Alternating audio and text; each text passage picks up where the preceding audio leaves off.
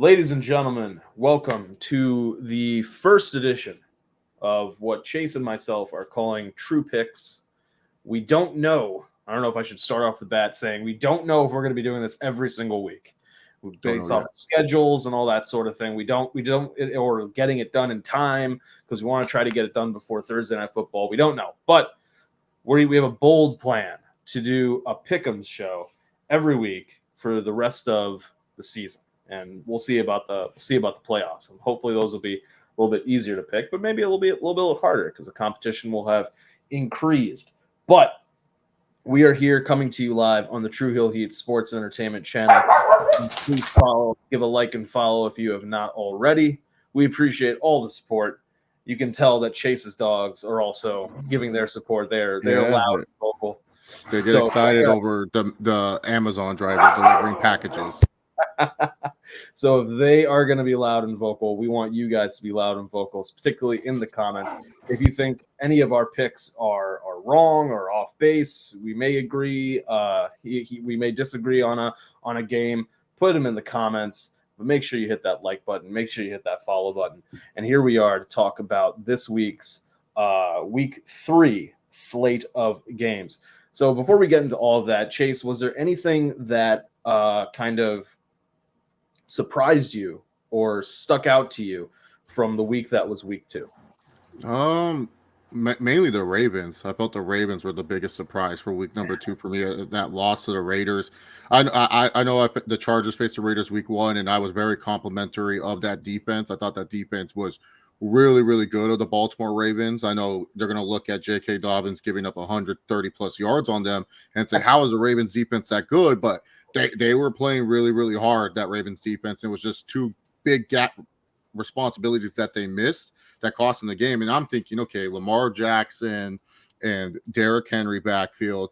Ravens defense, they played pretty well against Mahomes. Just no way they're going to lose to the Raiders. And they were in control for most of the game, and they allowed a Raiders comeback. Like Gardner Minshew had one of his out of like 5 games that he plays really, really good, where you start believing, Minshew mania is back. Yeah. So that was the thing that was going on with me, was that it was just that game surprised me, that the Ravens, which is normally a team when they have the lead, they don't really give it up. That was the biggest surprise to me, was like the Ravens losing to the Raiders like that. That was shocking. Everything else kind of, I mean, I guess you could say Vikings 49ers, but sometimes there's parity in this league. Sometimes there's certain teams that just play well against you. The Vikings historically do well against the 49ers, and Brock Purdy has never beat them, though only other time that he did. But also they were missing some key pieces. So I can understand that loss a little bit more than the Ravens at home, mind you, at home. Right. 49ers have to travel to Minnesota at home, losing. And with Lamar Jackson and Derrick Henry, you would think there's no way the Raiders should have even been in this game. And so that was the biggest surprise for me, week number 2 for sure. Like the Ravens losing a home game against the Raiders. For me, the 2 big surprises, if I had to just pick 2 really quickly, would be first the Saints and the Cowboys. Not because of the Saints winning, because that defense is so good that they can keep Derek Carr and that offense in games. And if Derek Carr just plays mistake-free football, the defenses should keep the offense from scoring enough points where maybe you sneak out a win. Like, that part didn't surprise me. It was the discrepancy, because the offense was able to score on a Dallas defense that is one of the better defenses in the league. Yeah. That was what was more surprising to me. Alvin Kamara looked like he just kind of had his way with the Dallas Cowboys defense.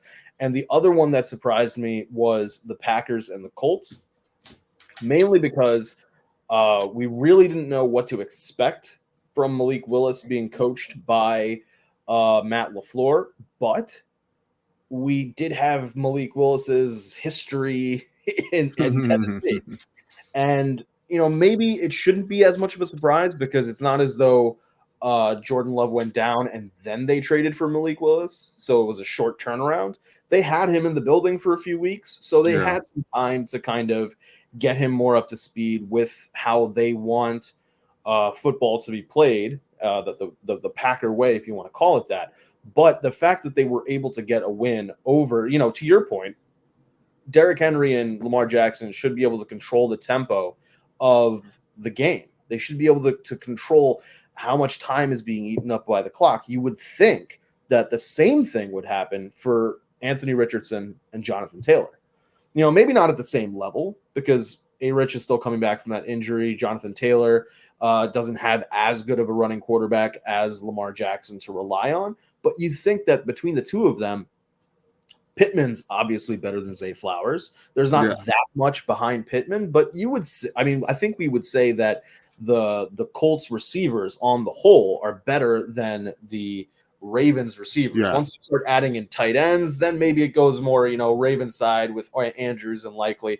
Okay, fine. But with the options that the Colts had, I was really surprised that the Packers did not look as kind of disorganized and in disarray as some people may have thought they were going to be.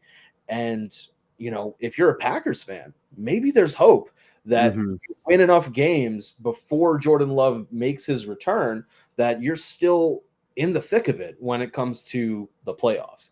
So I think we will see, and I think that'll we'll get into it now as we do our picks. And what we've done is we've built this here handy dandy spreadsheet, and we have our home teams, we have our away teams, and in the middle you can see the current as of Wednesday, September 18th, the current money line odds from FanDuel. So we're going to go through these games, talk about them here and there, and do our picks for what we think will happen with each game. So let's start with Thursday Night Football. It's kind of funny. I saw this during last week's Thursday Night Football when I was looking ahead. But it does kind of surprise me a little bit that we're getting two back-to-back AFC East Thursday Night Football. Yeah, right. I was like, I get putting AFC East in prime time, okay, but back-to-back, that aspect of it, I was like, okay, it's a little interesting. But we have the Jets coming off of a really good week 2, all things considered. Oh, yeah. For what we think could have happened, and a really good week 2, taking on the New England Patriots. So the Patriots have to travel to Meadowlands and MetLife. I think I'm taking the Jets on this one. This one seems pretty straightforward. You've got better running back, better wide receiver, better quarterback, definitely a better defense.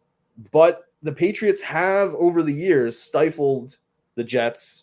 Is this a function of it just being the Patriots and that's the Patriot way, regardless of who's the head coach? I don't know. This is going to be the start of a new page for this rivalry, as storied as it has been.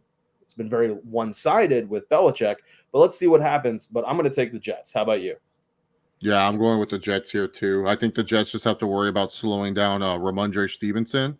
And honestly, I think the one thing that we need to look at here is how Brissett plays, because I think the Drake May door is wide open. There was a lot of plays that I was watching during that Seahawks and Patriots game, and I was just saying, man, if Brissett's arm wasn't like battered, because Brissett, he's been in the league for a while, so and he started some games. He's a great bridge spot starter quarterback and a really great backup, but I think this game might be we can't win football games, because as much as people think, Patriots should just tank, be bad and stuff, that's not the Patriot way. That's not how they're wired. You're not going to wire these guys. They don't care. Like, people go look at that roster, it's been bad. How many times have we seen Patriots rosters and we're just like, I can't name you one wide receiver.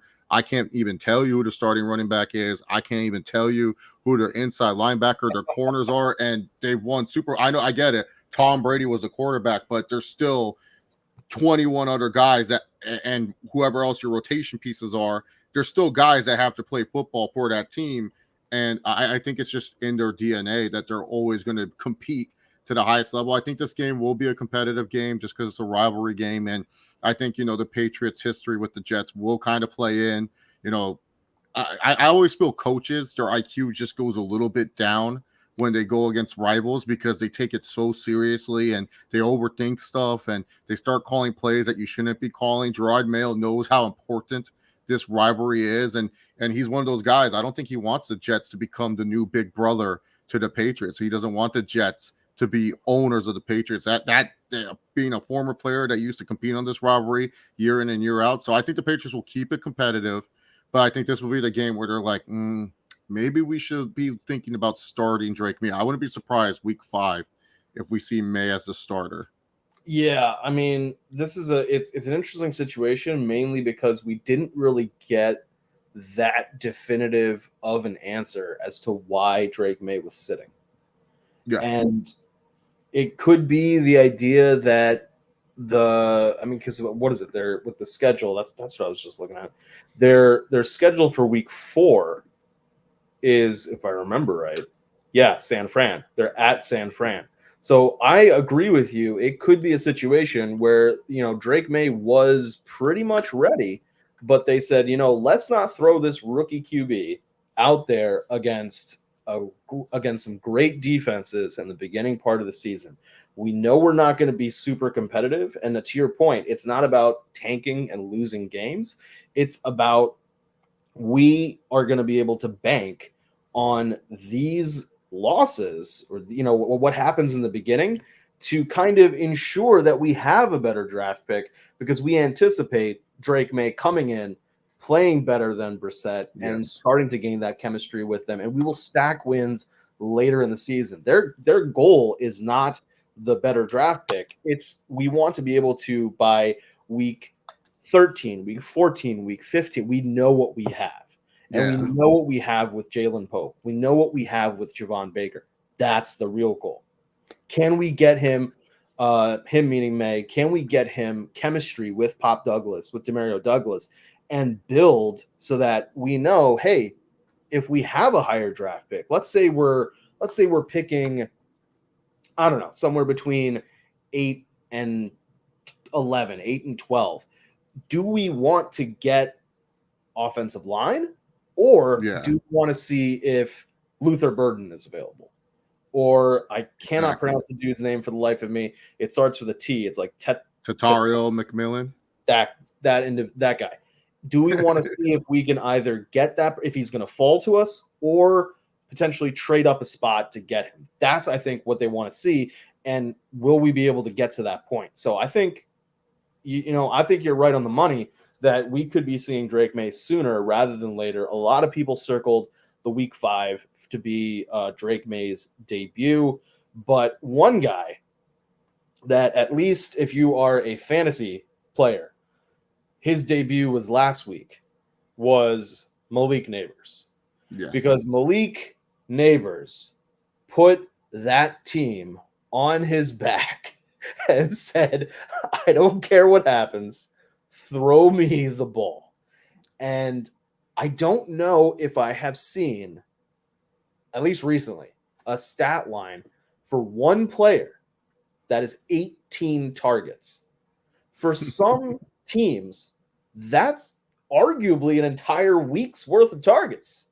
For some teams, depending on how good you are or what you're, if you're more of an old school ball control, West Coast style offense where you're running the ball more, you may not have that many passes.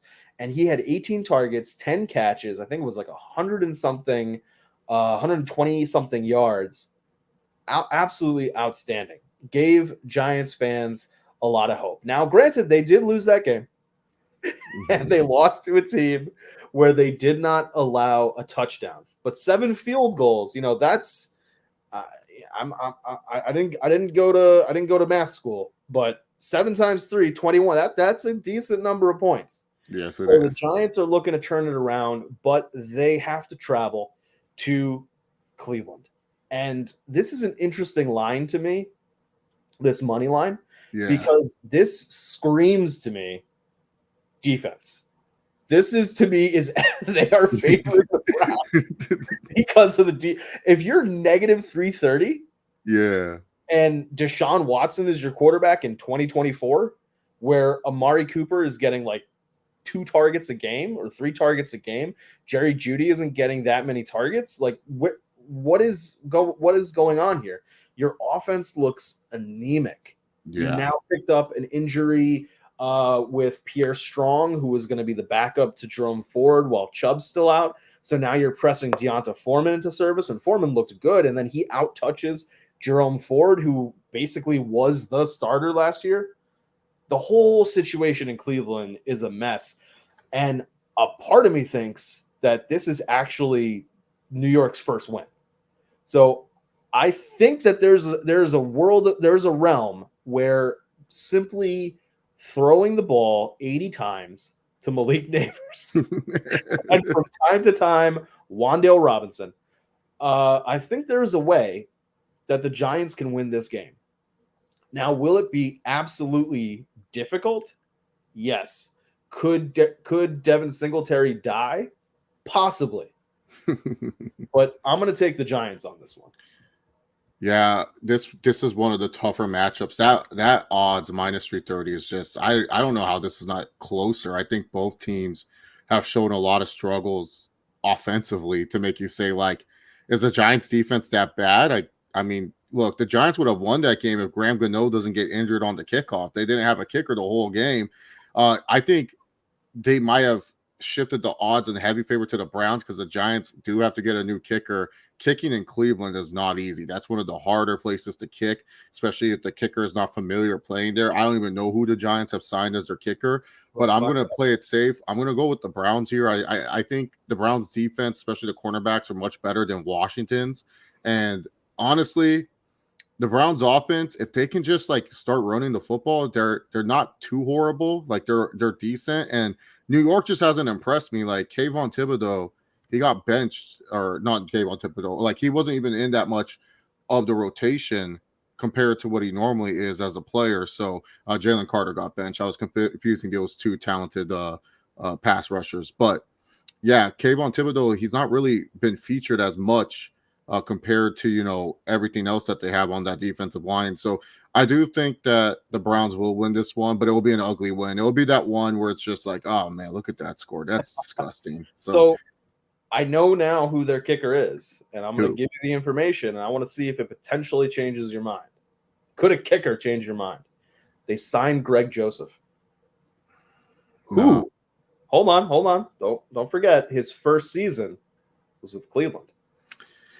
So if there's somebody that knows how to kick in Cleveland, you could argue he was the guy who does. He was solid for them.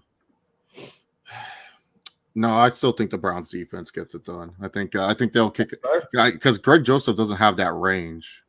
So I'm going to go with the Browns.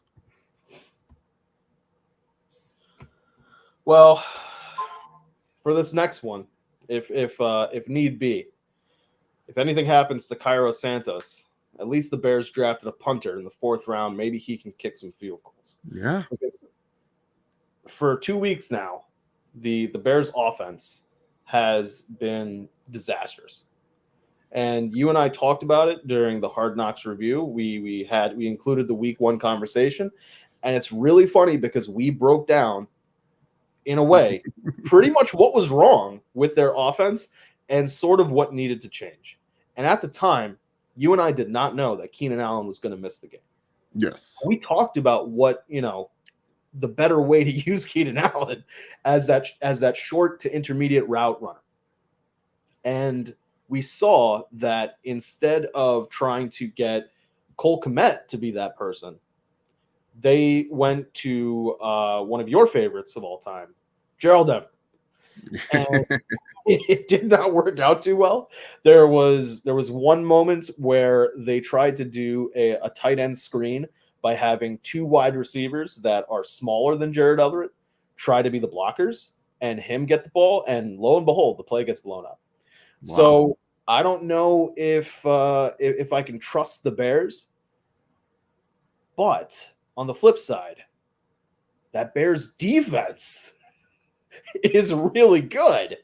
We have guys causing fumbles. We have guys, getting touchdowns. We have blocked punts. We have holding the Texans.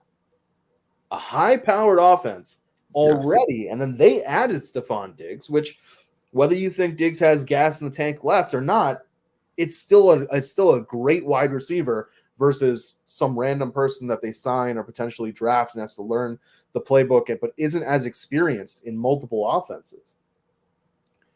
And they held the Texans to making kind of looking human. Yes. I think the Bears defense can hold the Colts and keep them in the game. And this line is very close. Yeah. I'm wondering if Vegas is looking at that Packers loss that the Colts had and going, wait a minute. Yeah, Anthony Richardson can throw some bombs from time to time, but if he's not doing it every single drive, yeah, the Colts don't really have an offense. And it's really interesting to me. And I want to there's something I want to ask you about, but I'm going to table that one for now because I'll be able to link back to it when we get to actually the very last game. nice. But I think I'm also gonna take the plus team here. I'm gonna take the Bears to get their first win because just like with the Giants, you have a team that if they want to go somewhere, if they want to show improve, they got to get that win. They got to pick up a win because you looked competitive enough against the Texans, at least from the box score. Yes. You beat the Titans, which you should do, but it was a defensive thing. I think the Colts defense, you can get them. And I think if, now Keenan Allen hasn't practiced yet, but, now that you know for sure that he's not going to be playing or, how to adjust the game plan, maybe can Shane Waldron work some magic? We'll see. But I'm going to take the Bears to get their first win of the season. Not first win, second win of the season. Well, first win of the season from the offense. Yeah. This is definitely one of those games, especially if you're watching Caleb Williams, you hope he performs well. This Colts defense is putrid. Like, it is absolutely atrocious to watch. And they've lost some key players. I believe DeForest Buckner got put on IR this week. So Josh Jacobs if he didn't fumble in the end zone, he would have had a touchdown to add in with, like his amazing day on the ground. Like, this is definitely like, if you can't perform well against this Colts defense, you have to reevaluate what you're doing on offense because by God, this Colts defense is putrid. Anthony Richardson, he's such a hard quarterback to read. He is absolutely fun to watch. Like, he is definitely like, I have the Colts on my TV just to see what Richardson is going to do on offense type of guy. When you're choosing your 4 box for these early morning slates, you're like, oh, you know what? I'm going to choose the Colts because at least with Richardson, I know he's going to either throw a huge bomb or he's going to run the ball. Like, Anthony Richardson's a fun player to watch, but fun doesn't always equal to wins. And I think the Bears, like you said, will get this right. I think that defense is going to be too much for Richardson, the way they blitz. And also they're going to play really, really deep, and they're not going to allow like the fun Anthony Richardson ball. Maybe Richardson will force it into double coverage, and one of his great receivers will say, fuck it, I'll just go up and grab it. Because Pittman is that type of guy. Downs is that type of guy. So I think we'll have one fun Anthony Richardson ball. But yeah, I think the Bears, they're going to win this game. But I need to, for me at least, I need to see this in a good dominant fashion on the offensive side of the ball. I don't care what the final score says. Maybe the Bears defense has one of those games they let up a little bit more points. But offensively, if you don't score 20 plus here, there's some problems. There's some problems with that offense, and you need to fix it because with all the talent you have on that side of the ball, Bill Belichick even said it made no sense what he did. He did all this. He got all the flashy hot toys, but he didn't fix the interior of the line. How do you expect your quarterback to succeed? And I know a lot of Bears fans, and look, I get it, being frustrated with Caleb Williams. You're used to this frustration. You're used to seeing Trubisky and Justin Fields, and now you're seeing it with Caleb. Guys, it's week 2 of the NFL season. His throw to Cole Kmet, yes, it was definitely a bad throw, but 9 times out of 10 in college, he's hitting that throw. And there's a reason why he threw that football. It's not because Caleb Williams is stupid. He felt I could get this over. He's going to learn from his mistakes. I don't think Caleb Williams is like Justin Fields, who would just keep throwing that ball. I think I'm still a Caleb truther. I still like Caleb Williams. I think he is going to turn out just fine in this league. Maybe not break that 4,000-yard passing curse this year, but at least you got to show some competence. But and also too, people are worried about DJ Moore, and I love this when the NFL media just focuses on one team and they're focusing on all the bads of it.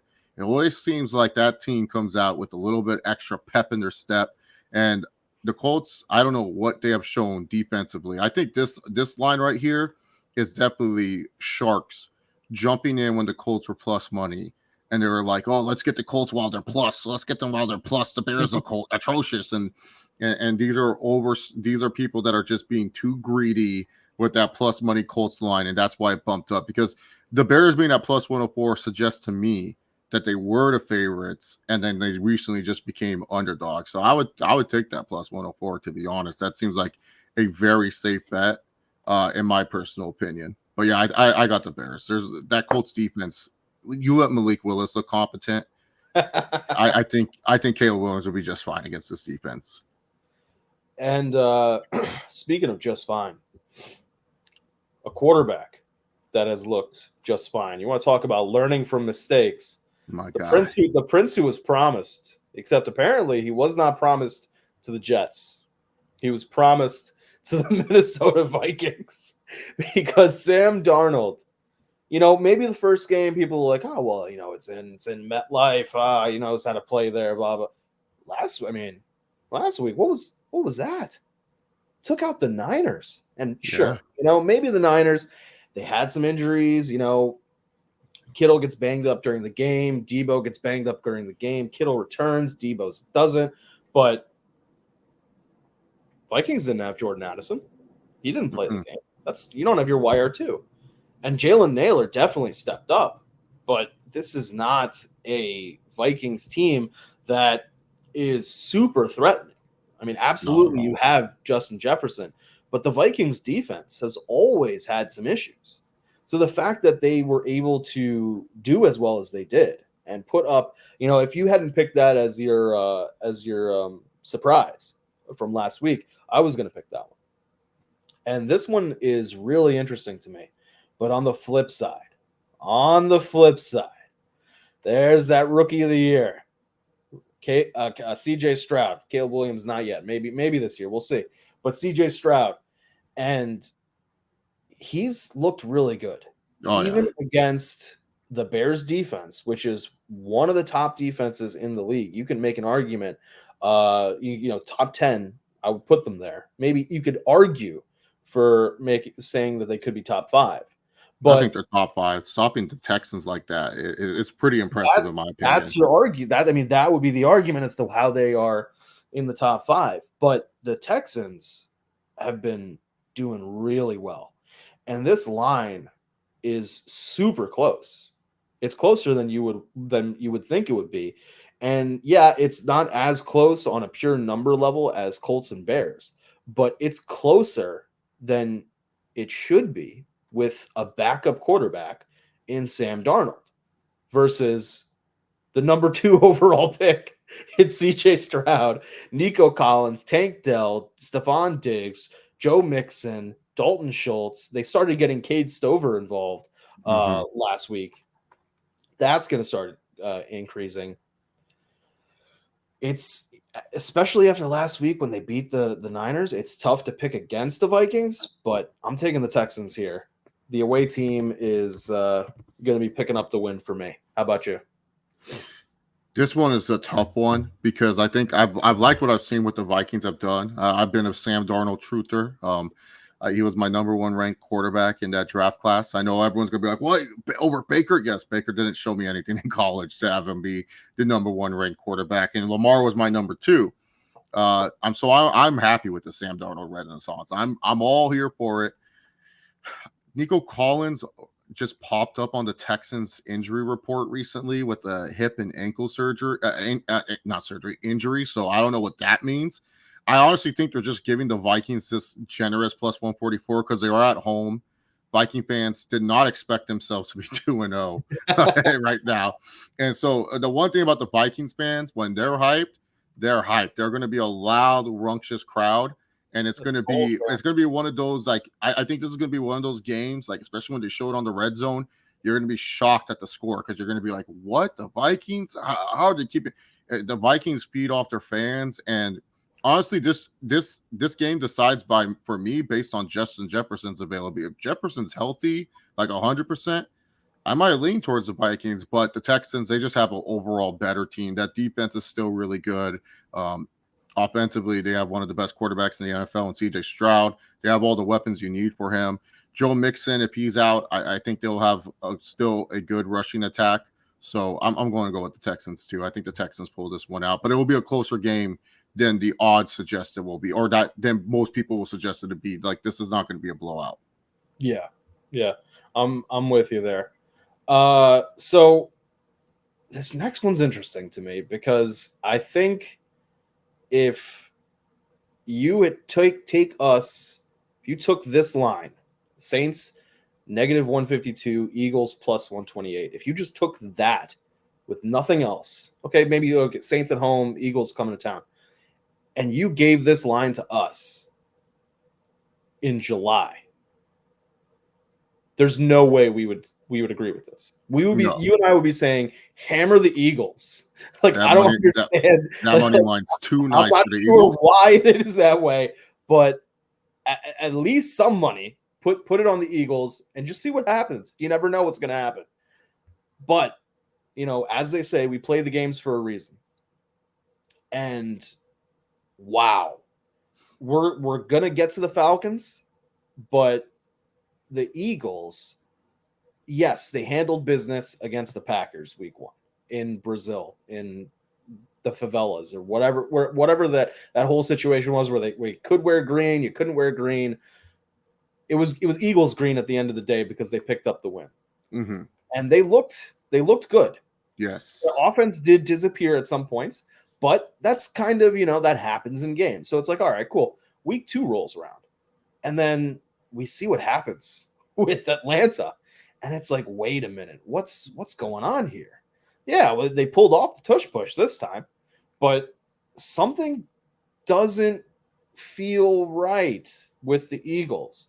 Was it just a classic Nick Sirianni collapse, which is crazy to call it a classic at this point?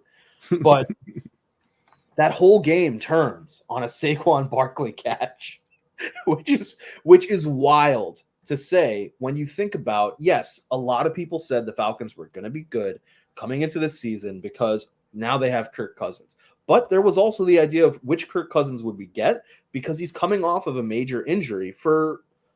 He hasn't been injured like this in a while. And so we didn't really know exactly what to expect.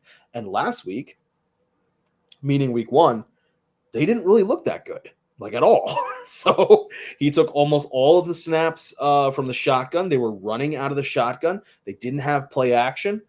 Some people were thinking that are they trying to hide what's going on with Kirk? Like, is it, will we see Michael Penix sooner rather than later? And week 2 comes around and the beginning of the game is more of the same. Yes, he's now under center, but it's still handing off to Bijan Robinson. There's not a lot of passes. Whatever passes there are, short. And then all of a sudden, I don't know if it was fully intentional. So I don't want to call them Raheem Morris and I think his name Zach Robinson, the OC, geniuses. But either they realized or it was the game plan to fool the Eagles into thinking all they were going to do was run with Bijan, and the off chance Bijan gets tired, we're going to run with Tyler Algier, and then we may take a pass downfield to Drake London we'll do like maybe, I don't know, 7 air yards on this pass. Yeah. And they fooled the Eagles into thinking that that's what it was going to be. The Eagles came up, and then all of a sudden, boom, boom, boom, boom, boom. Darnell Mooney's looking like Darnell Mooney of a couple of years ago. Now, granted, he didn't have to deal with that many contested catches. They were able to scheme him into space against a Vic Fangio offense that's designed to be coverage as opposed to blitzes. But they did what they needed to do. On the flip side, we've got the Saints. And the Saints defense is legit. Yes. Saints have always had good defenses. The question has always been, can their offense hold up the end of the bargain? And last year we saw Derek Carr not be able to get the job done. And he had Kamara back, or not back because it was his first year there, but he had Alvin Kamara. No Michael Thomas, but, you've got Olave. You've got the slow rise of Rashid Shaheed. And towards the end of the season, we did start to see it begin to click. Now, a lot of people, you and I, would be some of those, could point to those games and say, well, yeah, that's classic Derek Carr.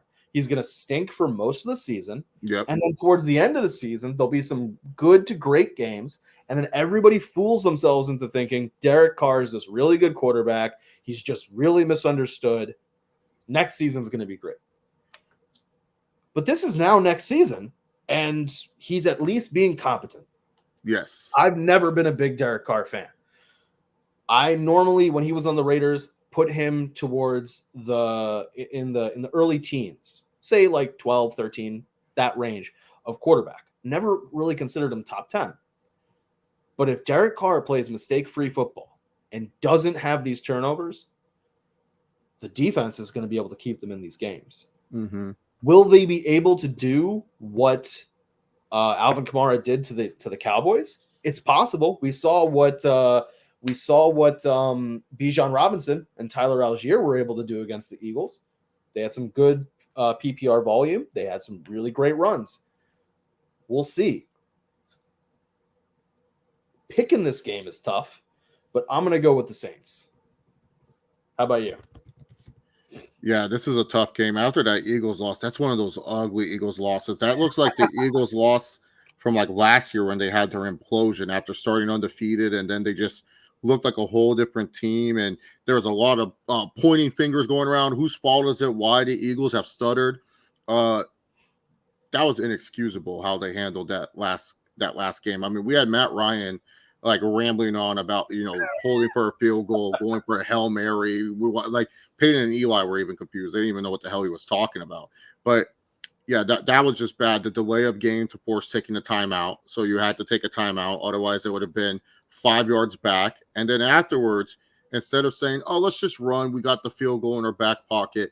No, they decide to be risky. In week number 2, this is not like a big week where because this is against a fellow NFC team where tiebreakers are involved. Like, I get if it's against an AFC team where those tiebreakers, they don't really matter as much to NFC teams, but this is another NFC team, and who knows how the standings lay out. You could be on the playoffs outside looking in because, oh yeah, we lost that week 2 game because the Falcons beat us in the head-to-head matchup on Monday Night Football. So to me, that was so risky for no reason, and you gave Kirk Cousins plenty of time to drive down the field. Like Kirk Cousins, for as much slack as he get, he's still a good quarterback. He's going to figure out these situations. It's either going to end in a game-winning touchdown or a game-ending pick.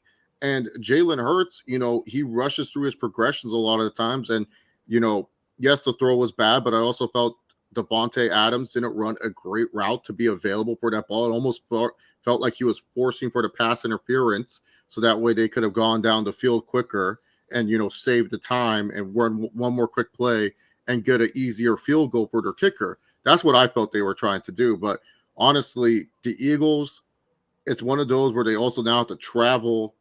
I think the Saints fans are happy with Derek Carr again.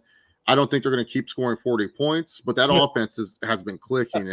And I just feel it's one of those things where it's like, once Shaheed scores that long touchdown, you might as well just say, screw it, we lost this game. Like, Shaheed just scored a long touchdown. Like for whatever reason, once he gets that big touchdown catch, that Saints offense is clicking. And Derek Carr is building up their relationship with Olave. Olave first week, nothing. He was kind of a nothing burger. This week, he looked a lot better with Derek Carr. And I think besides Shaheed and I don't even know who else they would put out there, Olave will come out as wide receiver 1, but also I just feel the Eagles, if this is a close game, they're going to lose it. So that's why I'm with you. I'm going with the Saints. I think the Saints are going to win this game. This Eagles team, I thought would be different, and they were actually my Super Bowl pick out of the NFC. Now I'm feeling not as confident in them, going forward. And I hope it's a get right game for them, but they didn't show me anything this game. And yes, they were missing AJ Brown, but it wasn't like AJ Brown would have made a difference on those last few minutes on the game. That's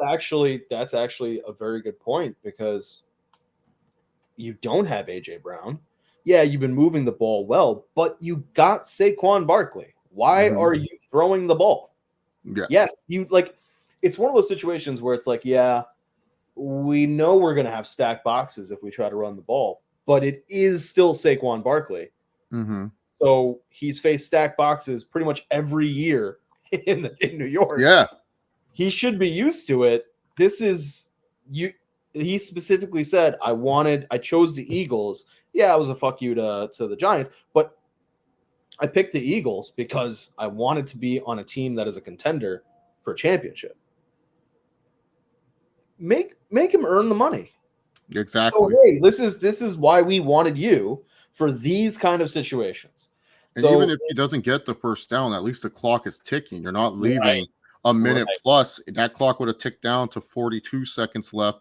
And then that changes the whole play calling that Atlanta has to do. So, like that's why I'm like, dude, you should have just ran the football. Who cares if he gets stuffed? You still have the field goal. You're still going to possibly win this football game. And so that's why I'm like, man, like you can't be making those mistakes. Like that's not a, oh, we're missing AJ Brown thing. That's more of like, that's bad coaching right there.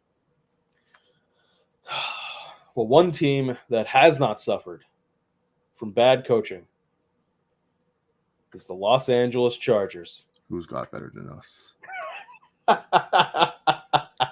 I'm gonna let you lead off with this one, as somebody gives me a terrible phone call. But so you lead us off with this one. Chargers, Steelers, set the stage. So we have the Los Angeles Chargers. After years of having bad head coach after bad head coach, they finally got their guy. They got Jim Harbaugh, former Los Angeles Charger quarterback, to finally come in and let's just say change the culture of the Chargers. The Chargers, obviously, we all know, forced out of San Diego, come to LA where no one cares about them, have no sort of identity. They're just kind of like, oh, yeah, they have nice uniforms and they like to throw the football type of team. Chargers always play in these one-score possession thrillers every single week. And then here comes Jim Harbaugh.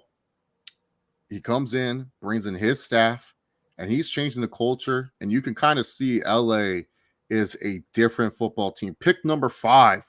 Everyone's saying, oh, the Chargers should go for one of the 3 wide receivers. Malik Neighbors, he's right there. That's what's missing for Justin Herbert.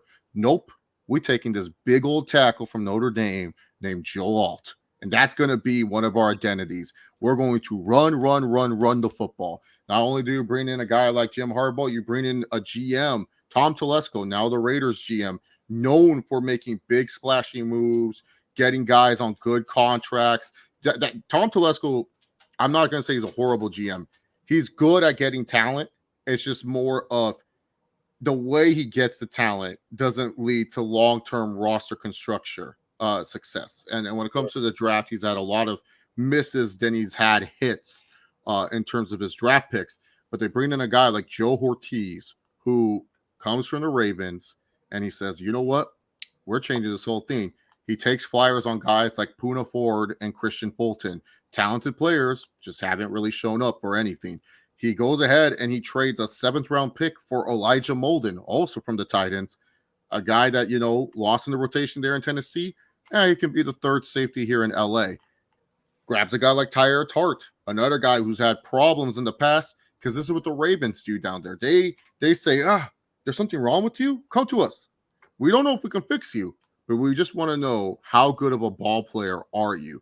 And keeps changing that roster and bringing football guys to that roster. And based off the Chargers' first 2 wins this season, you can tell this is a different Los Angeles Chargers team than in past.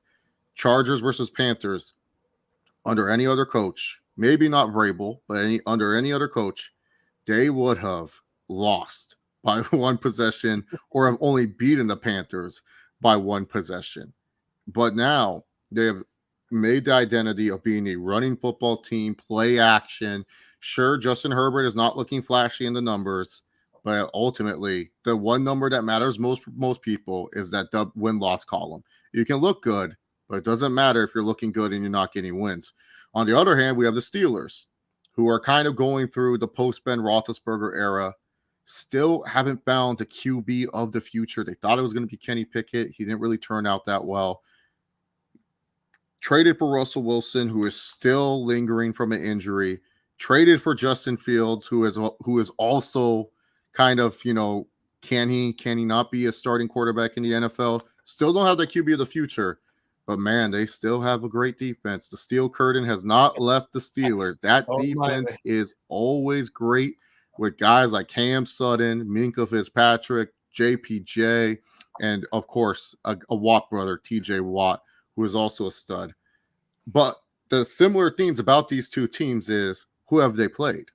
That is the main question. They're probably the worst 2-0 teams in football. The Steelers played Kirk Cousins coming back from Achilles injury, and then played the Broncos. The Chargers, future offensive rookie of the year, offensive rookie of the year, Bo Nix. Yes. The Chargers have played the Raiders, whose offense looked atrocious. Yes, as much as that Raiders defense is great, offensively that was a bad Gardner Minshew game. And then they played a college team pretending to be an NFL team in the Carolina Panthers. So really, to be honest, we don't know which one of these teams is better.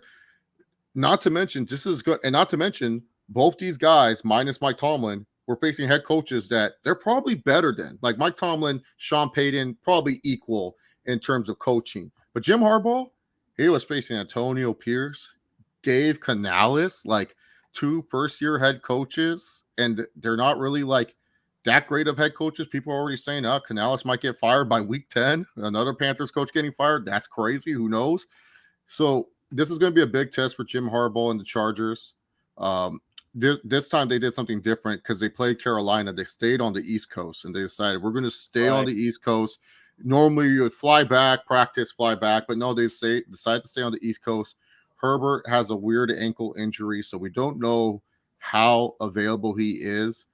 This is going to be a big test for the Chargers because you're going to try to see, okay, Joe Alt, first two games, terrific against Max Crosby and terrific against Jadeveon Clowney. I know Clowney's kind of past his prime, but when you hand Clowney his worst PFF grade of all time, that's pretty impressive because Clowney can still go off when he needs to. Not to mention they have a guy named Rashawn Slater on the other side who's also a beast. So this will be an interesting matchup for the Chargers and also this Chargers defense against a Pittsburgh offense that, I'm going to be honest, the last game, they shot themselves in the foot too many times. So many pass interference calls, so many like bad play calls that like they shot themselves in the foot. They should have probably blown out the Broncos with their offense. I mean, George Pickens is going to go down as one of the best receivers of all time to not have the yardage that he has because he keeps getting called back for certain plays. Like I swear I'll see a Pickens. I'm like, oh my God, there's a flag on the field. So I think the winner of this game will be the team that will make the less amount of mistakes. And then also I'm going based off trends in history. Normally the Steelers beat the Chargers in this situation. And so that's why I'm going to go with the Steelers. I do believe in Jim. I think Jim is going to make this game competitive. But I just think based off trends in history, Steelers always kind of have the Chargers number. Justin Herbert, I think, is a more talented quarterback than Justin Fields. But I do think the Steelers will etch out a victory over the Chargers. I'm rooting for my Chargers like always. But I do think the Steelers hold the favor of it being at home and just, this is going to be Harbaugh's first real test against another great NFL head coach. Some people would say Tomlin's just middle of the road, but he still finds a way to have winning seasons and gets his players to play up to past their abilities. So I'm going to go with the Steelers here. I think the Chargers, this will be like that one game where they say, okay, we were we were on the East Coast a lot of times. Players missed their beds.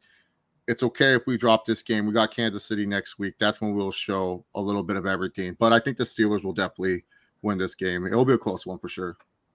Yeah, this one is interesting to me because the Chargers have been doing very well. And they've been doing very well running the ball. And Denver's O-line issues aside, because it is one of the more expensive O-lines in the NFL currently. But Javonte Williams could not get anything going. And yes, Javonte Williams is working his way back. Like he should be back now from the ACL tear. But when he hasn't been getting going, we've seen Jaleel McLaughlin get going. We've seen other Samaje Perine last year get going. And Perine's gone, but it was really only Tyler Beatty on one run that was able to get anything going. I don't think that the Chargers have that same issue when it comes to running the ball. J.K. Dobbins looks really good. Yeah. Gus Edwards, at the very least, looks like a good RB2. I think this one comes down to the Steelers' offense. Yeah. Because if the Chargers continue to play ball control offense, we are going to eat clock and force you to try to throw against us. You're putting a quarterback like Justin Fields in positions he knows very well, but has not done very well. Now, will this be a situation where Pickens gets those yards and then it's getting called back for offensive holding? Maybe. I don't know. But a part of me thinks that the Chargers can sneak a win out. And then I look at coaching. And I don't know what it is. Whether Mike Tomlin made a deal with the devil years and years ago where he said, if you let me win this Super Bowl, I don't need another one, but I'll just take winning seasons for the rest of it. And so I'm going to take the Steelers, but this is a game where I can easily see Justin Fields finally getting back to the old Justin Fields of throwing or committing, I should say, multiple turnovers. Because whether they're interceptions or they're fumbles, he normally turns the ball over a pretty healthy amount. And he didn't against a Broncos defense that, should be getting turnovers, because that's what they were doing very well during that stretch, that 5-6 game stretch last year when they went on the infamous Ring of Horsepower run. What I think is going to be interesting, though, is Fields has not needed to throw that much. And that's where the running game of the Chargers comes in. I'm still going with the Steelers, but this is a situation where I think, hey, I would not be surprised at all if the Chargers pick up the win. And I think that's why the line is as close as it is. Yeah, because the one thing is I always tell people about Greg Roman's offense is this. He likes to make defenses think that's all he's going to do is run. But then later in the season, he unlocks the play action pass. And the Chargers are missing their best deep threat wide receiver in DJ Chark. We're not going to see that play action passing game until Chark is healthy, whenever he gets healthy. Who knows? Palmer's also dealing with some injuries. I was about to say, you need to talk about your hero, your favorite wide receiver. I love Palmer. Over Keenan Allen, over Mike Williams, Quentin Johnson. Man, he's come to his point. He's looking like the Quentin Johnson I always knew he could be. I mean, QJ, I will say this, looked really good. That catch against J.C. Horn, one of the better cover corners in the league. And J.C. Horn is probably the best Panthers player since Derek Brown went down. I don't know if that's a compliment or an insult, but I think J.C. Horn's really good. But yeah, I know QJ, he has looked like a much better player, and they're doing the right things to get this guy open. It's just, you won't see the stats until later on. But yeah, no, I think QJ and Lad McConkey, that's the one thing. It's just like you're playing against a very, very veteran savvy, very good coverage team in the Pittsburgh Steelers. So I don't think those open lanes are going to be there. But I think down the line, that's where, and the Steelers are also used to seeing Greg Roman. Like Tomlin's so used to seeing his offense. Right. Like that's another reason why I kind of give the edge to the Steelers, because they're not going to be fooled by Greg Roman's scheme. They're not going to be fooled of don't get fooled because he's going to do this. Because Greg Roman, as much as he has inefficiencies, there is a method to his madness where he likes to make it where you think all we're going to do is run the football, but then later in the season, remember, there was that one season where Rashard Perriman looked phenomenal. And if you go back and watch it, is because so many teams were biting on the play action because they thought that's all the Ravens were going to do. It allowed Perriman to use his speed and get separation. And that led to Rashard Perriman having, sort of a small resurgence for a little bit. So with Greg Roman, Chargers fans especially, just be patient. The time will come Herbert will, like, if you know a Herbert fantasy owner that's frustrated that this fucker is only getting 130 yards, but he still throws touchdowns, grab him and say, I'll offer you this for this. Grab Justin Herbert, because later in the season, you're going to be like, oh man, this is great. Herbert threw for 300 yards, 3 touchdowns. Because like I said, the Chargers are missing a key piece to the offense, which is DJ Chark. They're missing that field separator, the guy that, teams are just going to be like, oh, we're not worried about him. He's just DJ Chark.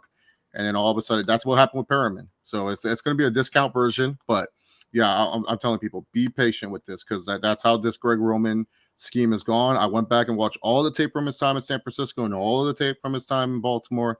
And I noticed later in the season, they were opening up that passing playbook a little bit more. And it was because they set up the identity that we're going to run. Even with Kaepernick, he was doing this. He was doing the same thing with Kaepernick. It's just over time, certain QBs get sick and tired of Greg Roman. I don't know what it is, what he does. He just pisses them off at some point.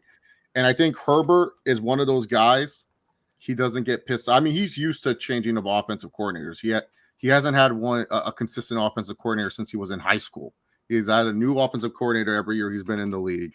So it's one of those things where I just tell people Herbert's probably going to be liking the stability that he's going to be having with Jim Harbaugh and Greg Roman for years to come. But he's not going to be like Lamar or be like, Colin Kaepernick that just get frustrated with the play calling. He's going to just say Herbert's a trust the process type of dude. He's always been like that. Even in Oregon, he was like that. So I don't think he's going to throw a fit because I'm not getting.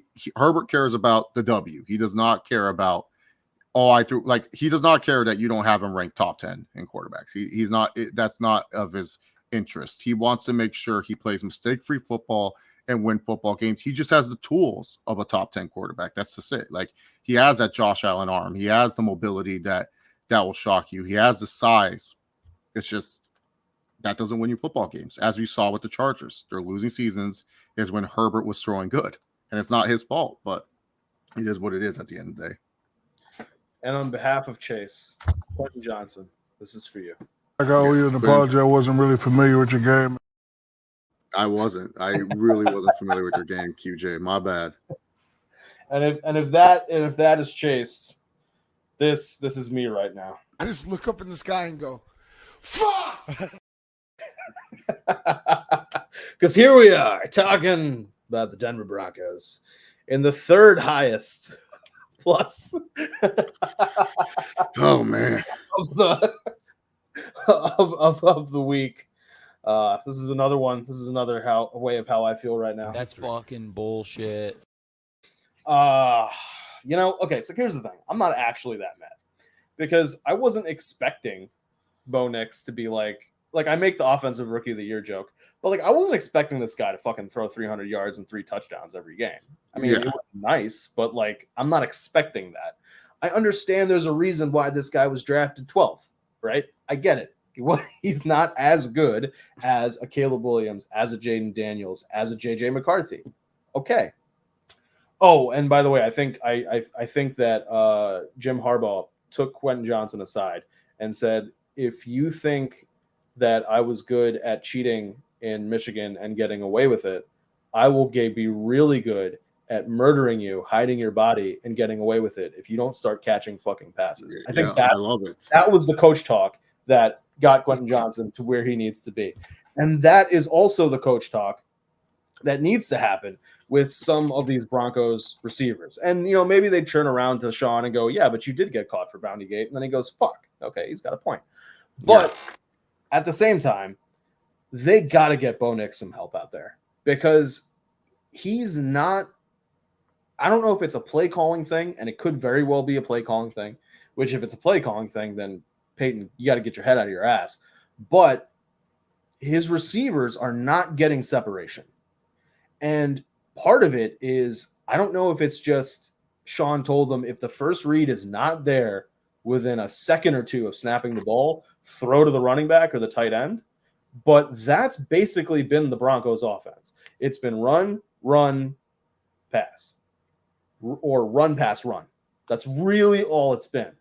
And the thing is, what's been frustrating is that you've seen flashes. If you've watched the games all the way through, which unfortunately I have, you have seen flashes where all of a sudden, usually in the third quarter, towards the end of the third quarter, maybe beginning of the fourth, they suddenly go up tempo. They'll suddenly go no huddle. And then boom, there's yardage all of a sudden. Yeah. And there was that 49-yard bomb to Reynolds. There was a 26-yard pass right before that, or 24-yard pass to Cortland Sutton right before that.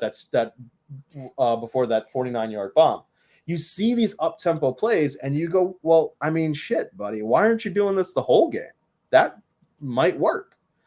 And I understand that Sean wants to be a run-first team. He wants to be this, slant god, Brandon Cooks, Michael Thomas, slant god type of offense. And it's like, okay, but if that's not there, you need to be able to pivot. And I think a part of this is that he's not thinking about this year. His sole purpose for this year is game reps. I can't have Stidham start because I need game reps for Bo. And he's thinking about next year already. And his whole thing is, let's train this guy up like a fucking Pokemon and get him to the point where he's running this offense without even thinking about it. And that's great. But in the meantime, you have to pick up wins here and there. One, to show that this idea is working. And two, to make sure Bo Nix's confidence doesn't get fucking shot. Mm-hmm. Because the last thing you want him to have happen is a situation that like happened to Sam Darnold in the Jets, where he just started seeing ghosts. And you got to try to do your best to avoid that. Now, is it the fault of the offense or Sean Payton that pretty early on in the Steelers game, they lose the right defensive end, the starting right defensive end, and the starting left outside linebacker? No. Is it the fault that a little bit later in the game you lose Riley Moss, cornerback number 2? No. But this defense has absolutely stepped up to keep you in these games, because we saw what happened with the Seahawks this past week.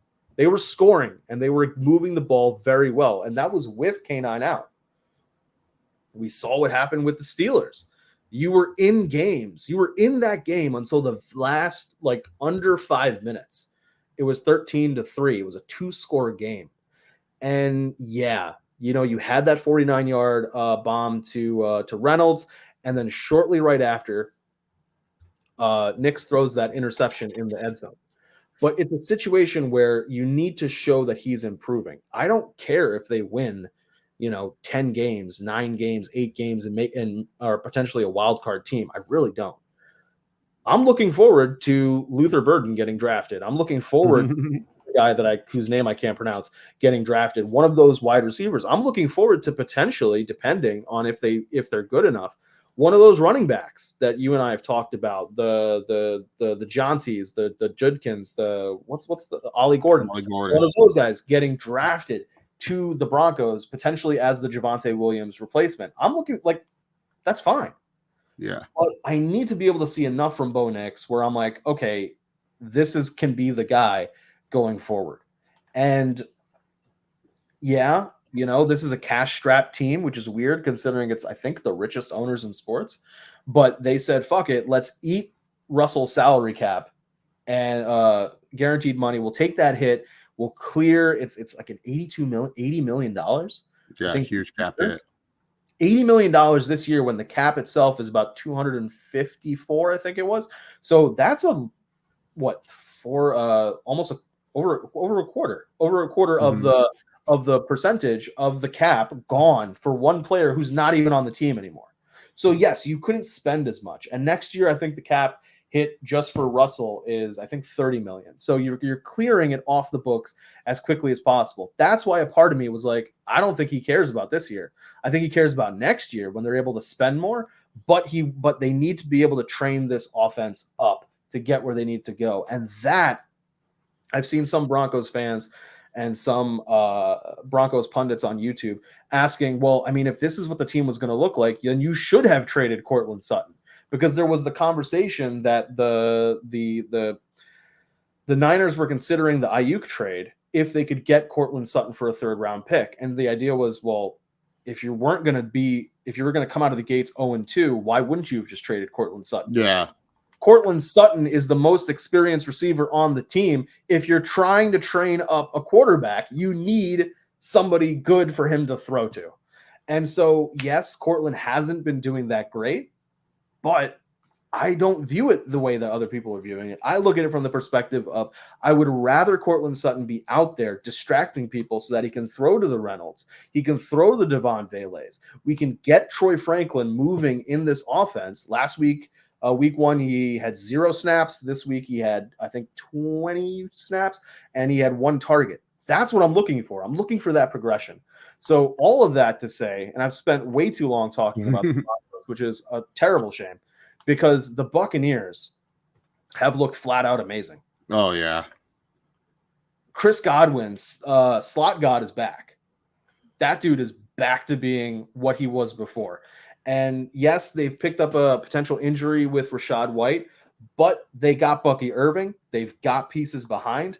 And Baker Mayfield looks like he's just dealing. He's like back to Baker can bake, whatever the things was back in Cleveland when they first drafted him. He looks really, really good. Now, I think Vita Vea being out for the Buccaneers could be a benefit for the Broncos run game, but in no way, shape, or form do I think that the Broncos are winning this game. Yeah. It's kind of sad because I saw some people say, oh, well, Dan Campbell was talking about how we should have won that game for the Detroit Lions. And it was only 4 points, but Jared Goff had like 300 yards and he threw 2 picks. He didn't throw a touchdown. I'm like, okay, well, now they're getting a quarterback that averages around 200 yards per game and averages 2 picks a game. So we'll see what happens. I don't know, guys. I think it's going to be kind of easy for the Buccaneers. So this line makes absolute sense to me. But what about you? How do you feel about this one? Yeah, if this was in Denver, I would definitely say this was a trap game for the Buccaneers because they've looked really good. And also Todd Bowles, one of his biggest deficiencies, no matter what, he loves to blitz. It's one of those things. And now you get a rookie quarterback and Todd Bowles' eyes lighting up saying, this is fresh meat for me. I'm going to do all my blitzes in every single playbook. And that would cost some games. But yeah, the Buccaneers offense is playing up to what the defense is supposed to be. Baker's look terrific. Mike Evans and Chris Godwin looking like the best 1-2 punch in the NFL early this season. Sure, missing Rachaad White stinks, but the Buccaneers, they always seem to have like a good backup or a good third running back for them to lean on. So yeah, I like the Buccaneers in this matchup. It's the Broncos offense. It's just Joe Lombardi. I had to deal with Joe Lombardi for a couple of years as a Chargers fan. He runs stick concepts. The whole idea is we'll run it and throw it short so they'll play up and then we'll throw it deep. But the problem is then when they do start playing it up early, you don't change the game plan. You don't decide, oh, let's throw it deep now. They're already playing up because they know what you're going to do. This is like a West Coast style offense that Sean Payton likes to run. His version of a West Coast offense, not the version that a lot of people know it as. It's the Sean Payton version that has led to many successes. I think Bo Nix has shown some flashes and he's shown some rookie mistakes. He's taking it like a champion. He had the funniest press conference line where he's like, I threw it, the other team got it. I was like, can you walk us through that interception? He's like, drop back, threw it to the defender. Next question. Yeah, so he knows he knows his mistakes. I think Nix is looking, out of all the quarterbacks, he's been looking to me one of the better ones. I know Daniels also has looked good, but I think in terms of a passing standpoint, he's looked comfortable in the pocket, which is what you need. But yeah, I do think that the Buccaneers will win this game. The only way you guys will win is if Todd Bowles goes to bad habits and he blitzes almost every play because he thinks that I can get to your quarterback. What's going to dangle in front of him like bait is Mike McGlinchey is going to be out for a couple weeks, starting right tackle. Yeah, so that's the only way the Buccaneers will lose this game is if Todd Bowles decides that he can just overly blitz, because like he doesn't have the highest blitz percentage right now. That's owned by the Colts. The Colts, Gus Bradley, who's been blitzing lately. I don't know why, but he's been blitzing a lot more lately, which is weird. He's not known for that. But yeah, Todd Bowles, old habits Die Hard, man, and he loves blitzing. That's one of his scenes. He loves to blitz. Well, a team that we thought would be susceptible to the blitz, and I think that's why he was blitzing so much, was the Packers, because they've got Malik Willis under center. And in a weird twist of fate, this is the Malik Willis potential revenge game against the Titans, as the Packers come to Nashville, Tennessee, to take on the Titans, who I don't really know how to describe them. They've been a team, because Will Levis has not looked terrible. He's made plays to Calvin Ridley. They got something there with Pollard and TJ Spears. But this is a game where I'm looking at it and I'm going, I don't know if the Packers should be underdogs. It's weird to me, because one, I mean, they didn't look bad against the Colts at all. Josh Jacobs, maybe, I think he's also a little questionable. Maybe he plays, maybe he doesn't. But this doesn't scream to me a Titans favor as much. And I don't know if it's Matt LaFleur just coaching it up. I don't know if it's Jaden Reed and Wicks looking good, or Tucker Kraft being. This feels like Packers should win this. Yeah, I agree with that, and I think LaFleur right now is a better coach than Callahan. I do like Callahan, but I think he's not helping Will Levis. Will Levis, if Anthony Richardson is like the most fun quarterback to watch, Will Levis is, you watch him for all the wrong reasons. It's like Will Levis is so funny. He will show you a throw and you're like, oh my God, this guy's good. And then he will do a dumb turnover. You're like, this guy stinks. Like, this guy is he's hilariously funny to watch. It's just like, you just watch him just to be confused how a quarterback that would throw a dime to Calvin Ridley like he did decided, oh, I'm going to throw this behind the back pass turnover. You're like, wait, what happened? You made a great throw, but then you just all of a sudden decide, oh yeah, this idea will work. Like, I honestly think maybe too why the Packers are underdogs is maybe they just think that Tennessee knows what they have in Malik Willis, and he's practiced against them. So they're probably like, oh yeah, Malik Willis is facing his old team. I don't think it's gonna be a Geno Smith, the league didn't write me back moment. It's gonna be Malik Willis. Looks like who we know he is as a quarterback in the NFL. But I'm also leaning the Packers. It's just the Titans. They're becoming the new Chargers, where they're finding ways to lose football games in the weirdest ways. Like, honestly, the Titans should be a 2-0 team. They should be a 2-0 team. I know they're missing D-Hop, but the defense has shown some capabilities of being solid. Owuzue and Snead, once, like, those receivers can't get separation until they reach 10 yards deep. Like, they're doing a great job on that end.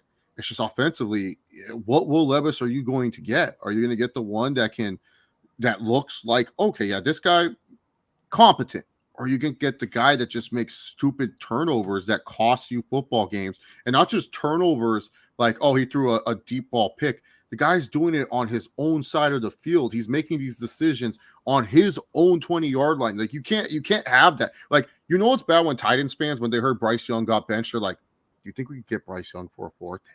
Like, Bryce Young, and Bryce Young has not shown you anything. Like I love Bryce Young, but Will Levis has shown you a lot more than Bryce Young, and that's how much Titans fans, like, at least with Bryce Young, there's some consistency there. He's either going to be consistently good or he's going to consistently suck. But with Will Levis, there's no consistency. It is like that old car that you got when you were a kid. You got the hand-me-down car. That was your first car. Your parents like, if it breaks down, it's not that big deal. It's John's first car. And then you're driving, you're like, oh man, this is going smooth. Yeah, I know it has like 90,000 miles, but it's still good. Then it starts sputtering, and you're just like, whoa, you were just doing good a minute ago, bud. Why are you sputtering out of nowhere? That's Will Levis. You just don't know what you're going to get out of the guy. And that's why I have to choose the Packers. Packers defense is still a good defense. It's just Will Levis. It's just, how does he find a way to lose this game for the Titans? It's not really like the Titans team. It's more of just like, and trust me, this will happen again. You're going to see a first half. Will Levis looks good. You're like, oh, wow. Yeah, see, Will Levis, we were overreacting those first 2 weeks. And then third quarter hits, the witching hour, and then he'll do something stupid. And you're just like, what the hell happened with this guy? I thought he was good. So, yeah, I know Will Levis, he is the key to victory for the Titans. But, yeah, Malik Willis, I think he's going to do what he did last week, just be competent enough to win them a football game. And that Packers defense is no slouch either. I think people are sleeping on them just a little bit. But, yeah, I think Levis will cost the Titans a big-time win. And, you brought up some Titans fans talking about a potential trade for Bryce Young because there's somebody new leading the Panthers under center. Well, not really new. I mean, he's been there before, and he's old as shit. But it is none other than the Red Rifle, the Red Rocket, Andy Dalton, who somehow, I don't really know why, I did not drop in a best ball league. And now I'm like, oh, I got 2 quarterbacks. But don't worry, my other one's Bo Nix, so we'll see what happens. I took over this team and did terrible, and I ended up with the 2nd overall pick. And I was sitting there, and I'm like, do I take Jaden Daniels? Do I take? And the first guy takes MHJ, and I'm like, I don't know if I can pass up on Malik Neighbors.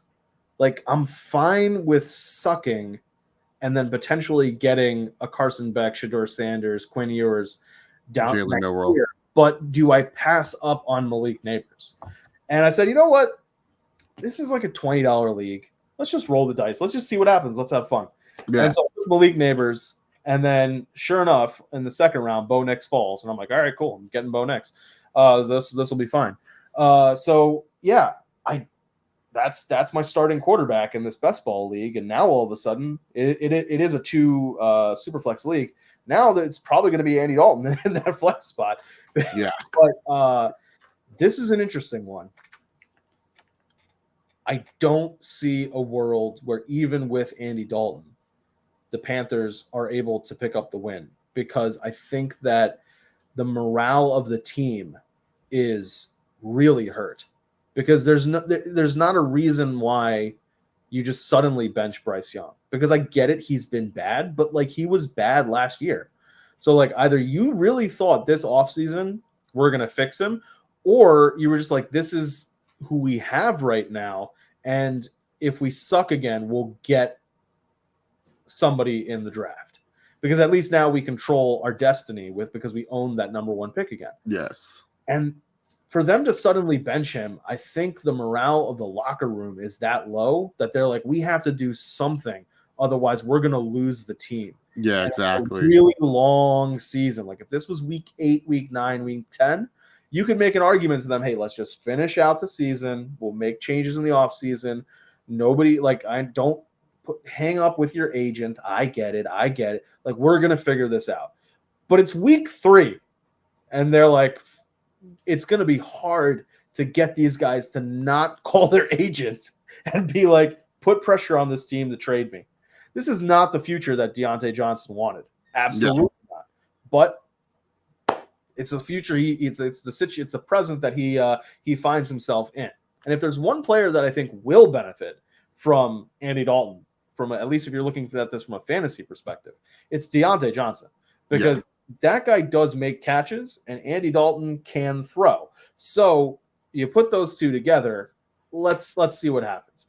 And maybe in Bryce Young's defense, he really just needed Jonathan Brooks to get off the pup and actually play some games. But man, I feel bad for the Panthers fans. I don't feel bad for the organization because they brought this on themselves.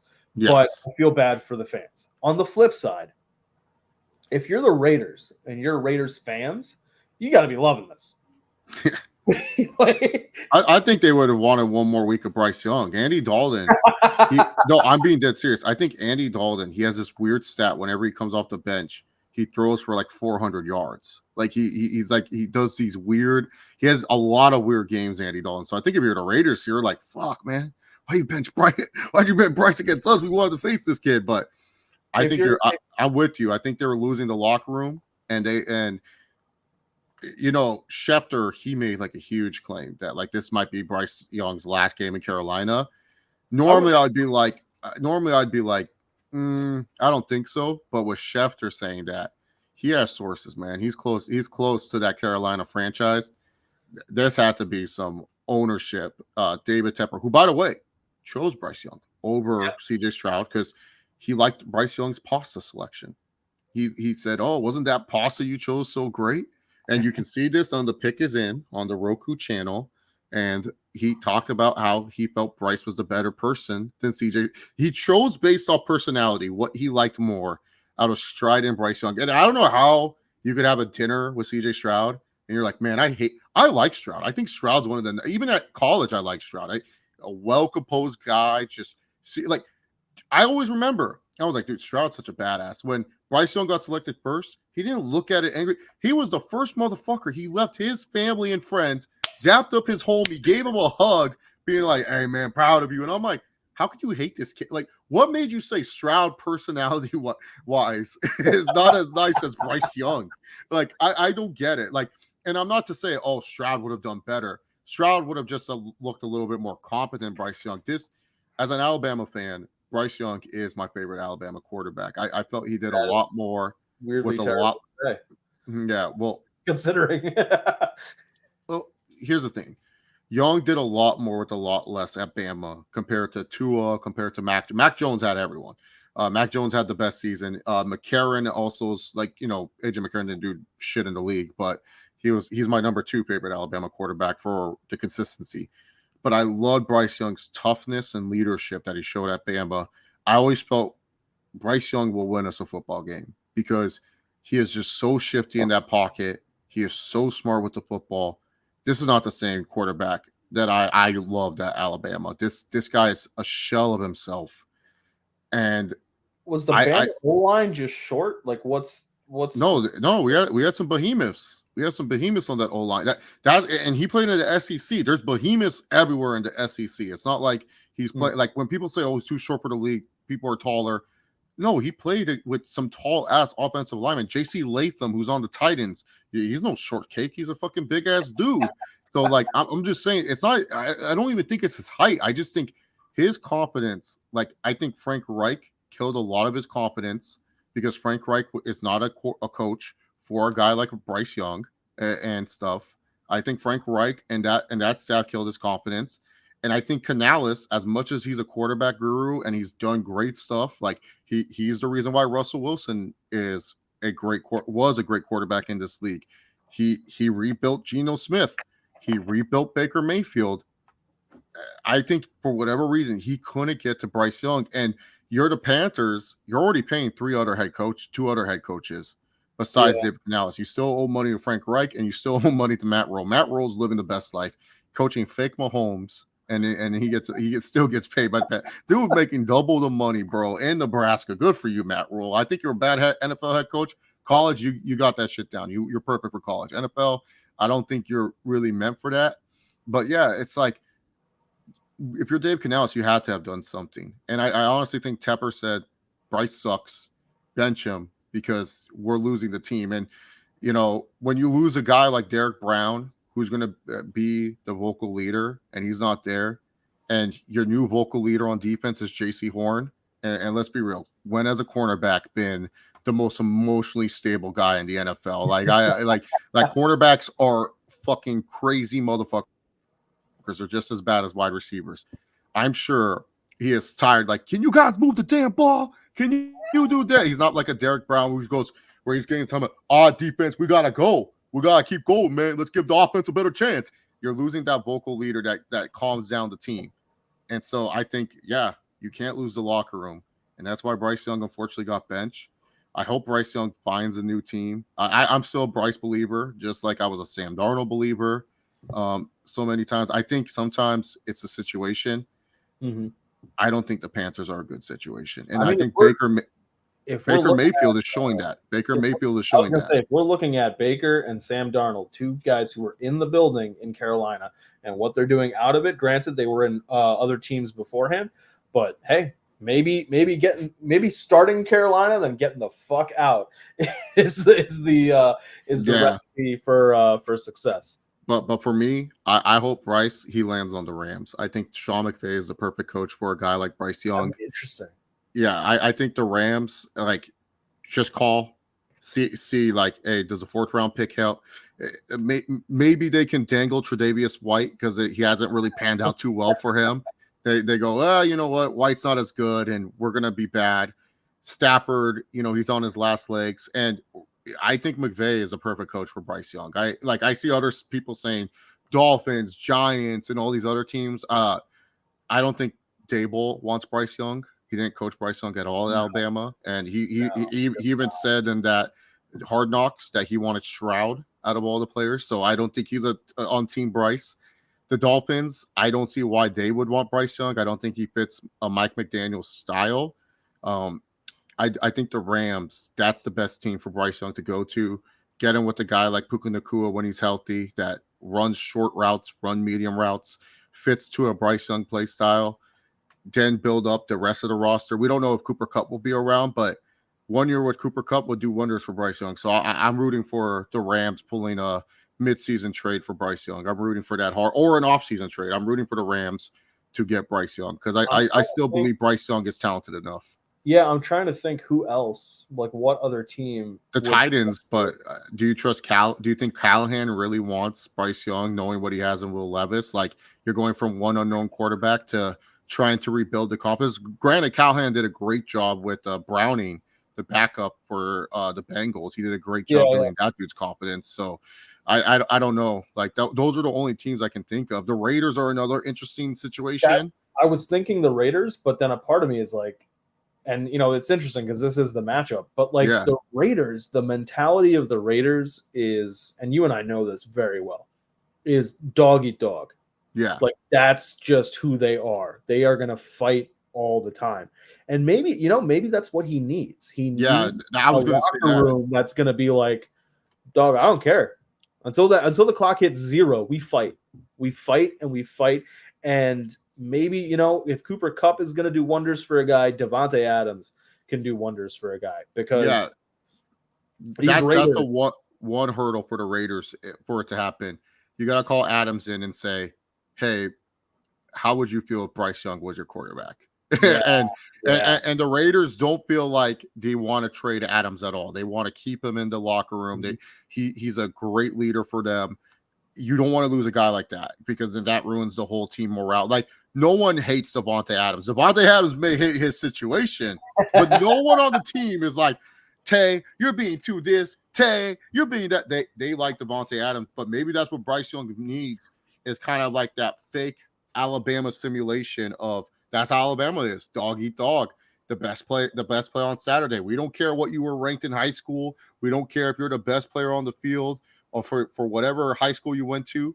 You got to win in practice. And maybe that's what Bryce Young needs with the Raiders, instead of being pampered and being treated like, oh, you're the chosen one. Maybe going to be a redemption on the Raiders or the Rams, that will work out. So I think it's really funny. Maybe this is what Pierce is doing. Pierce is going to go to the sideline and be like, Bryce, man, we're going to save you. Don't worry. Hey, big dog, don't worry. We're going to get you, man. We're going to find out what we need, but we're going to get you, man. Maybe Pierce is doing that.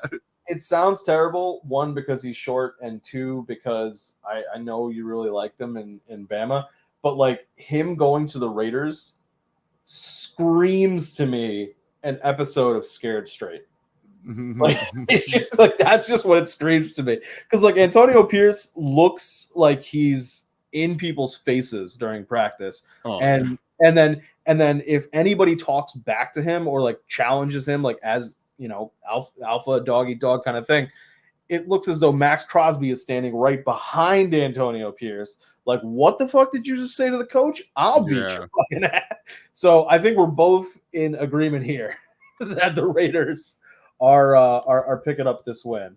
Oh yeah, their home opener. That defense just looks really, really good. It's a really good defense in the NFL. I know if you look at the numbers, like if you look at the total yards, they're not good. But if you just watch the film, these guys fly. They're flying. And Crosby, that dude's a fucking machine. He's an absolute machine. I don't know how he does it. Like, not like I get it that maybe he doesn't always put up the stats, but like I haven't seen anyone on his level. Like and Aaron Donald and JJ Watt played, but I haven't seen anyone that's just always so like I always will hear like the Bosa brothers, especially high motor, high motor, high motor.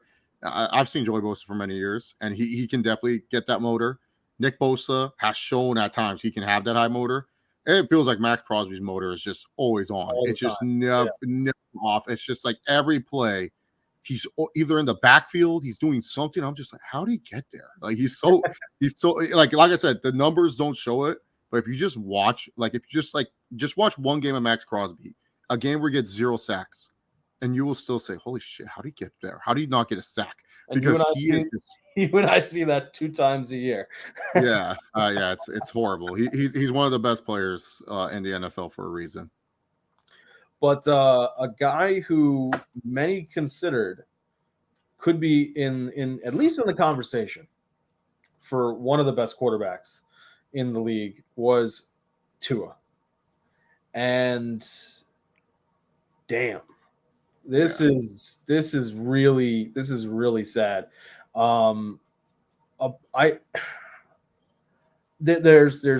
He's been talking about how he wants to, get healthy.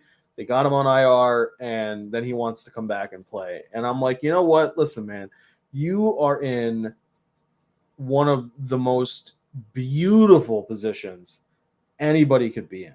Now, I don't know his contract perfectly. Like we don't know what these contracts 100% are. But if it's a regular contract, you're got $161 million guaranteed. Yeah. I know you got to give some of the money back if you retire, but bro, even if you gave half of the money back and retired, it's still $80 million. not to mention Tua, you're like Alabama royalty. You're going to be taken care of pretty well. $80 million a year. Yeah, you pay taxes on it. All right, let's say it's $40 million. Well, he's in Miami, so there's no state tax. There's no income tax. But you'd still pay federal. But let's say after taxes and everything, there's $60 million a year. From 80, you give half back to the team, 80. Now you pay taxes, you're left with say somewhere between $50 and $60 million a year. 10% is $5 to $6 million a year. Your kids are taken care of. Your grandkids are taken care of. Your great grandkids are taken care of. If you, especially at that level, if you use that money right, bro. I get it. People have the competitive fire and the competitive spirit, but sometimes you just got to make the right decision for yourself and your family. And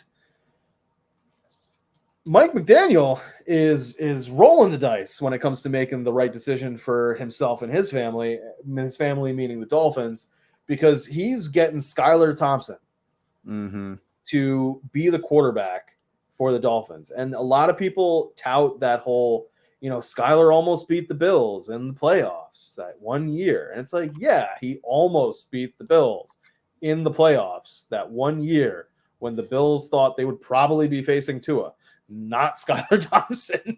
Yeah, and exactly. I look at it and I'm like, this is a great game for the Seahawks. It's a great game for the Seahawks. You're rolling. Yeah. You are putting up numbers. You're scoring. You prove that you can win even if Kenneth Walker isn't there. Zach Charbonnet looked a little bit better rushing the ball. 5 targets, 5 receptions, touchdown, a rushing touchdown. But against Denver, he had a passing touchdown. So you've got enough there where you're looking at it going, yeah, I mean, Devin Achan's got speed. Jalen Wright's got speed. Tyreek Hill's got speed. Like what? But who's throwing them the ball? Who's throwing them the ball? Yeah. It's this guy. I think our defense can stop Skylar Thompson.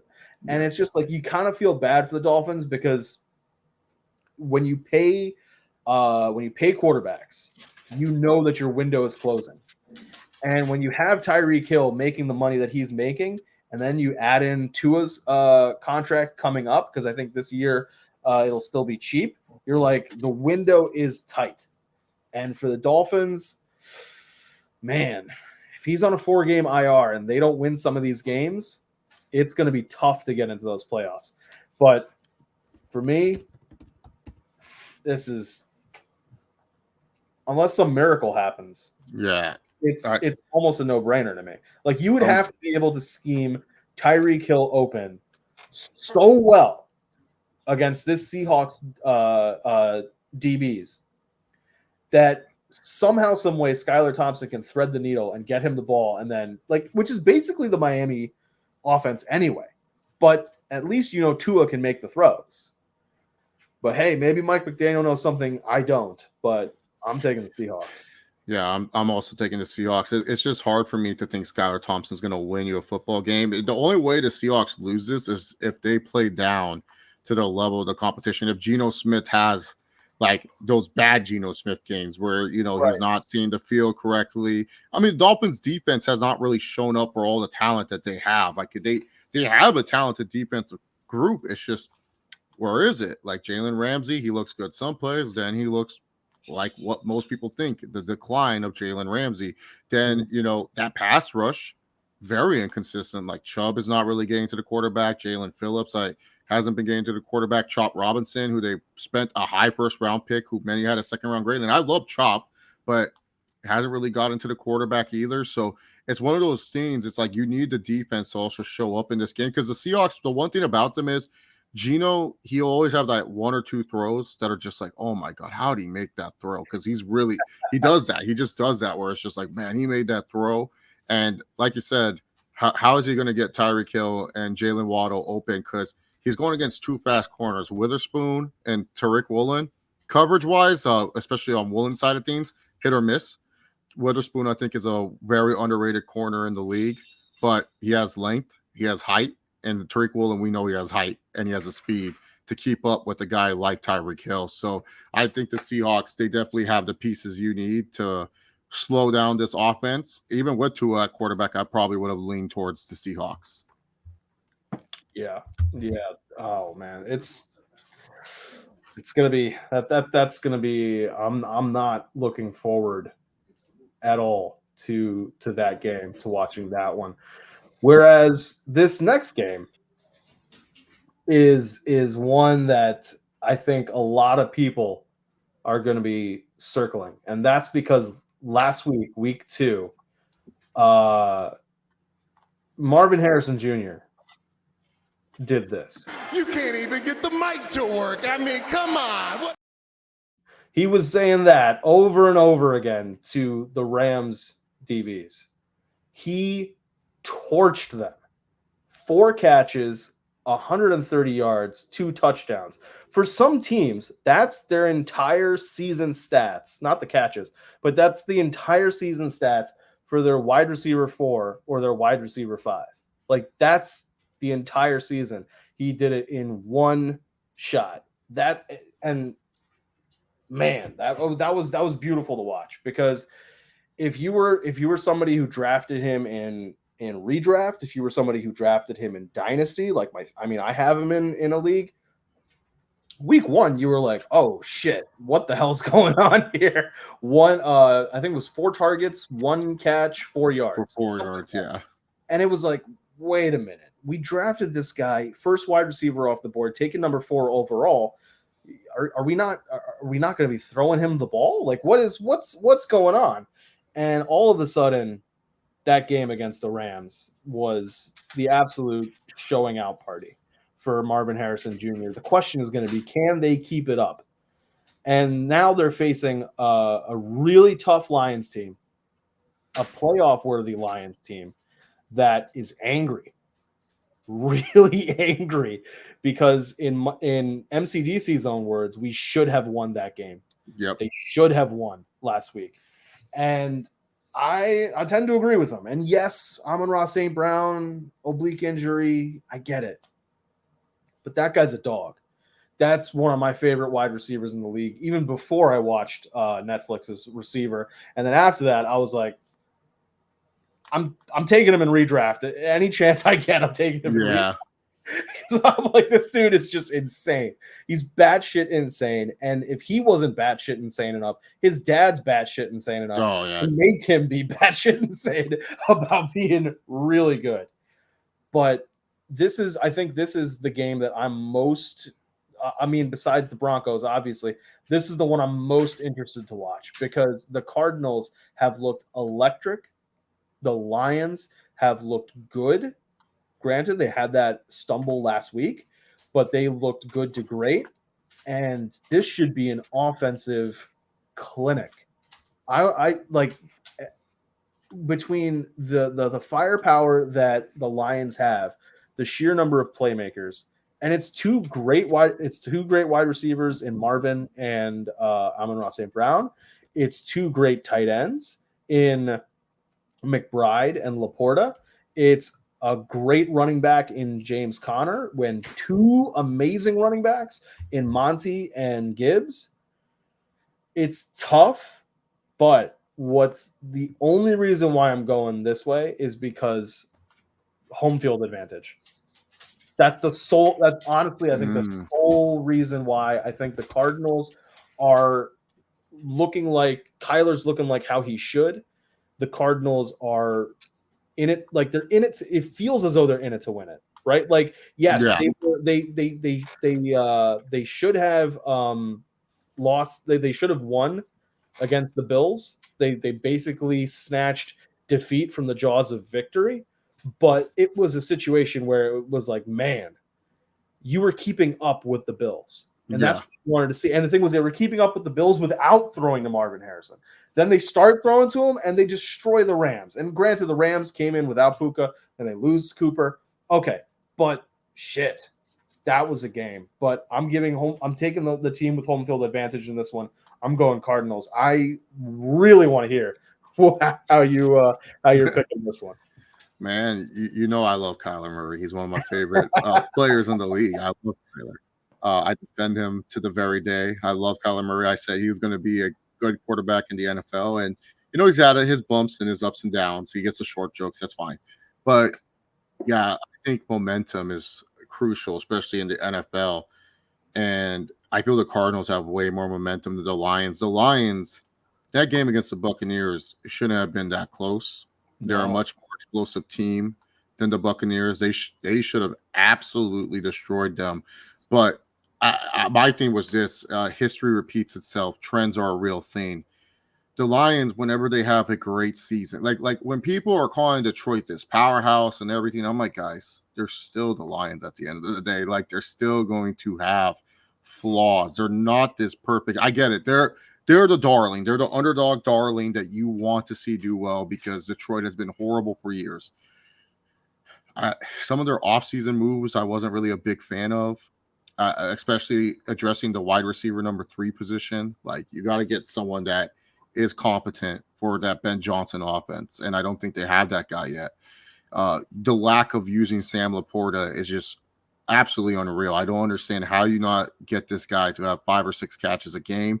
Yes, you can target him, but you got to target him routes that he's going to catch. Like, Laporta is really, really good. And the amount of times that they switch between Gibbs and Montgomery and they make it totally obvious what they're going to do with both of them just doesn't play any favors. The win against the Rams was a sloppy one. The loss against the Buccaneers was also a sloppy one that they should have won. The Cardinals, minus losing to the Bills, they looked really good against the Rams. And I don't care, like if that Rams team was beat up, they did their job. They handled business. They weren't slowing down on the gas pedal. They didn't slow down until the fourth quarter when it's like, hey, you got to respect the other team. You can't really be dicks in the fourth quarter. Unless, the team, as Jameis Winston would say, wants that. We did it for the team.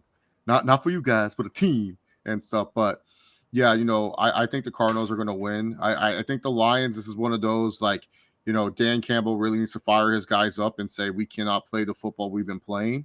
And honestly, I think Ben Johnson is one of those things. It's just him as a coordinator. I think he does this a lot. He will have these tremendous first, second quarters, and then for whatever reason, he just goes silly. Like, he just starts taking his foot off the gas. He doesn't call the right plays. And I like, look, the activation, the awakening of Jameson Williams has been nice. He's going to be a perfect complement to Amon-Ra St. Brown.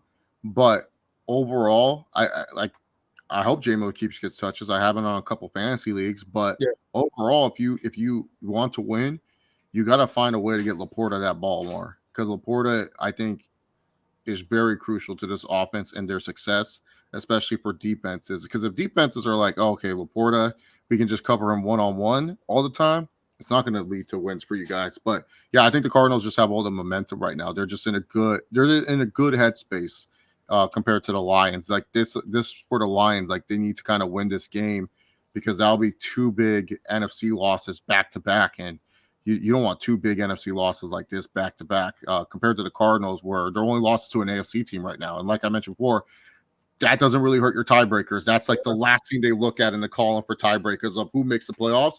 For the Lions, and especially you weren't expecting the Vikings to go 2-0, the Packers to be 1-1, the Bears to be 1-1.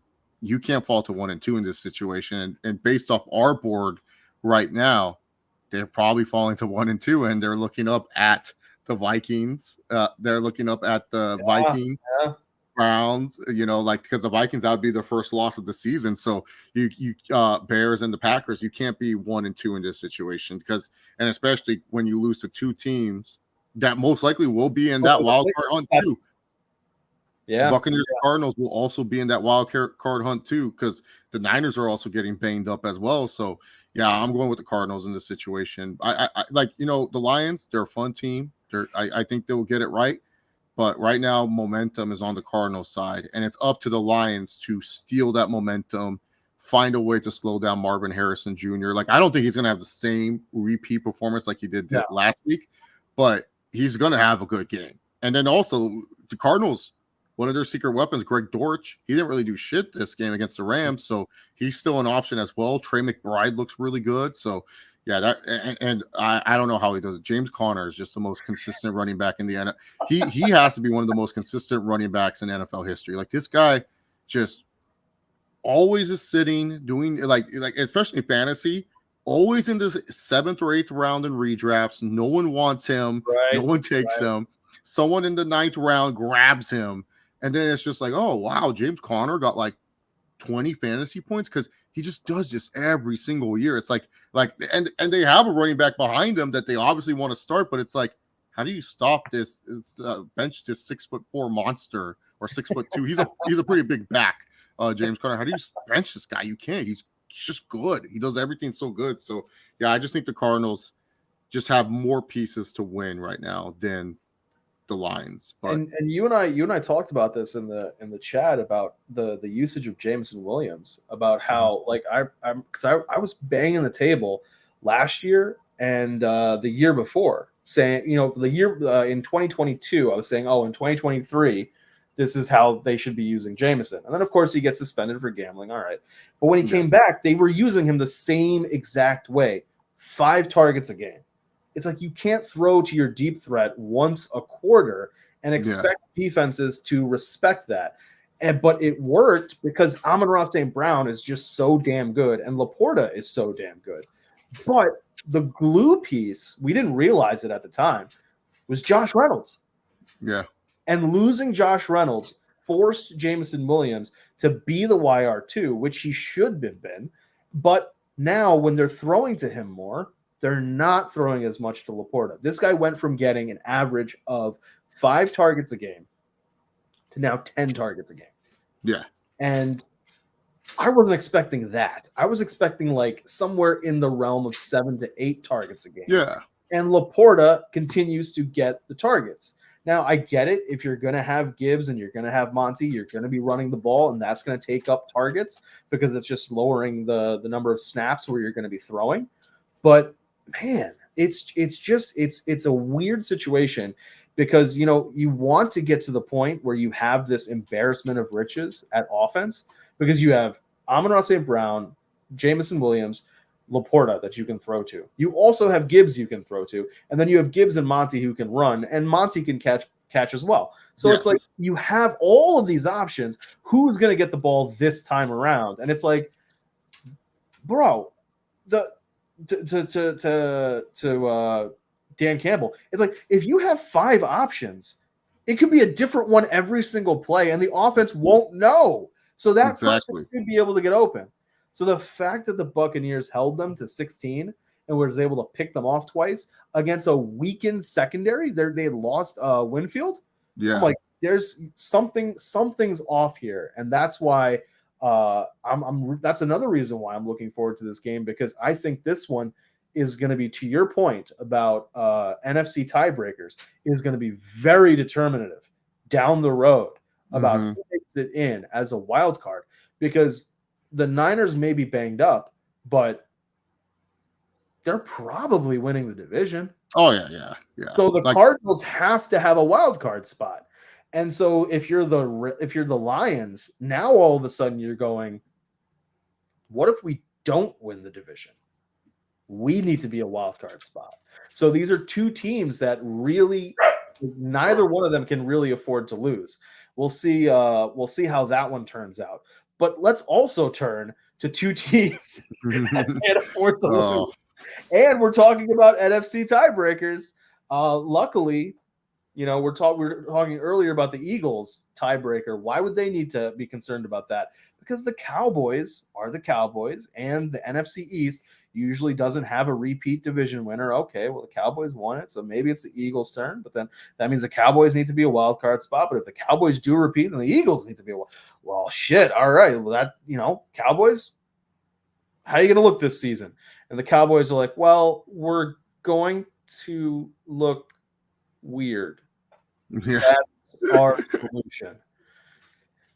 Well, I mean, you should beat the Saints, right? No, we're not going to beat you're not going to beat the Saints. Oh, well, okay. Well, I mean, if the Buccaneers win the division, well, then the Saints could be a wild card team. Oh, now it's already getting spicy, and it's only week 3. That's really crazy. Yeah. Now, on the flip side, the Ravens. Oh, man. Oh, man.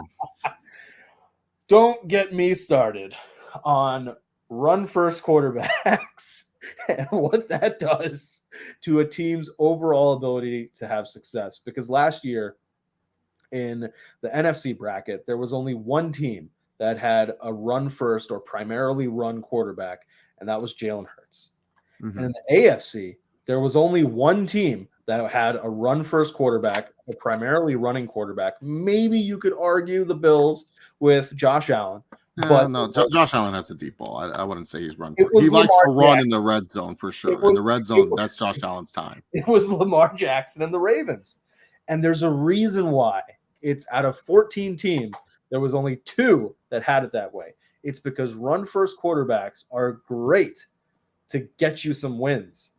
But the question is, can they move the ball through the air? Because if you ever get down and you have to catch up, you can't run the ball, because then you're eating your own clock, and you need that clock to be on your side. And the it's worked. It's worked. Some people say the weakest MVP that we've had in quite some time, but it's worked. The question is it sustainable? And this game, if I was circling the Cardinals and the Lions to watch for the offensive firepower, I'm circling this game because I need to know. I think this game is so determinative for both of these teams' season. At least now, where we sit right now and how we're looking at the rest of the season, it's super determinative. If the Cowboys lose this game, they're behind. They're really behind because they have to dig out against the Eagles. And if the Ravens lose this game and the Steelers go 3-0, they're behind when it comes to the wild card, and they're behind more importantly because I think they can get back the games because they will play the Steelers twice. But they're behind the ball when it comes to trying to get home field advantage against that fucking asshole in Kansas. And that's what they need to do. That's the real goal. It's not even winning the division. Like that's like step 1. Step 2, the more important step is how do we make sure we have home field advantage? Because we watched last year having home field advantage and we lost against the Chiefs. We need every single advantage on our side. This one is insanely close. Like the line is -108 Negative 108. Push. It's a push. Yeah, no one knows what to bet on in this game. It's a really hard game. And did you see the news? No. CeeDee Lamb is picking up an injury report. Oh, okay. I thought it was something else. I knew CeeDee was banged up. Okay. That if CeeDee Lamb is not CeeDee fucking Lamb, the Cowboys lose this game. Because they have nobody. Jake Ferguson was out and may not be back. And even if Jake Ferguson is back, the Ravens defense is really fucking good. Yeah. They just had a bunch of tough losses. They lost to the Raiders. I get it. But like that could be an anomaly situation from what the Ravens are on paper. And maybe they're not. Maybe they are, we are who they thought they were. That whole thing. But like, dude, this is the one game where I was like, I honestly don't know who to pick. I'm gonna go Cowboys. Oh, okay. Like it's another one of those like home field advantage situations, but I just don't know. Like you just paid Dak, you just paid CD. You've got the ghost of Ezekiel Elliott. You're not really using Rico Dowdle. You sort of have Brandon Cooks, but like Cooks is just getting up there in age. Yeah. Dylan Tolbert is, I don't know. They got what's his name? They drafted him this year, but Ryan Flournoy, but you're not really using him. Man, if the Cowboys don't win this, the Eagles' loss against the Falcons becomes so much easier to bear. Yeah. If the Cowboys win this, Nick Sirianni's got to, like, I don't know, shoot Kirk Cousins in the leg or something. I don't know. The Ravens, it's crazy to say that this is a must-win game for both teams in week number 3, but it is a must-win game for both teams, like especially the Ravens. So only 21 teams since we've gone to this only 12 teams since we've gone to the 17-game schedule have made it to the playoffs at 0-2. 0 teams have made it to the playoffs going 0-3. And, Baltimore getting the Chiefs first game, okay, that's a tough draw. Going against the Chiefs, that's always a tough draw. But that game against the Raiders should have won that game. And especially because the Raiders beat reporters were talking shit. They were like, oh, Gardner Minshew against the Ravens? Yeah, this is going to be horrible. And, hey, Minshew had his good Minshew games. As he cashed in one of his good Minshew games. But, yeah, no, I'm leaning towards more the Ravens because Cowboys, after watching that Saints tape, especially on offense. Defensively, I think Zimmer will make the right corrections and they'll be a much better defensive team. I just think it was just the anomaly of Derek Carr finding Jesus again. And, there's that weird theory of election year Carr that's going on where Derek Carr gets 3. I don't think I've ever heard this before. So Derek Carr, if you look at all his stats during the years there's a presidential election, he becomes some type of good quarterback. And so 2016, that was his MVP season. Remember, that was his like, oh, Derek Carr for MVP season. 2020, he threw, I think, for the most touchdowns and he in his career, and he had like 4,000 yards. And then this year he's playing, and one of his lower turnover rates was the 2020 season. If you go back to college, 2012 was his first great season at college for Fresno State. Right. Yeah, it's 2012 was his first great year at Fresno State. 2013 obviously was his phenomenal year where he threw for 5,000 yards and stuff. But 2012, that's when he woke up. So there's election year Carr. Wow.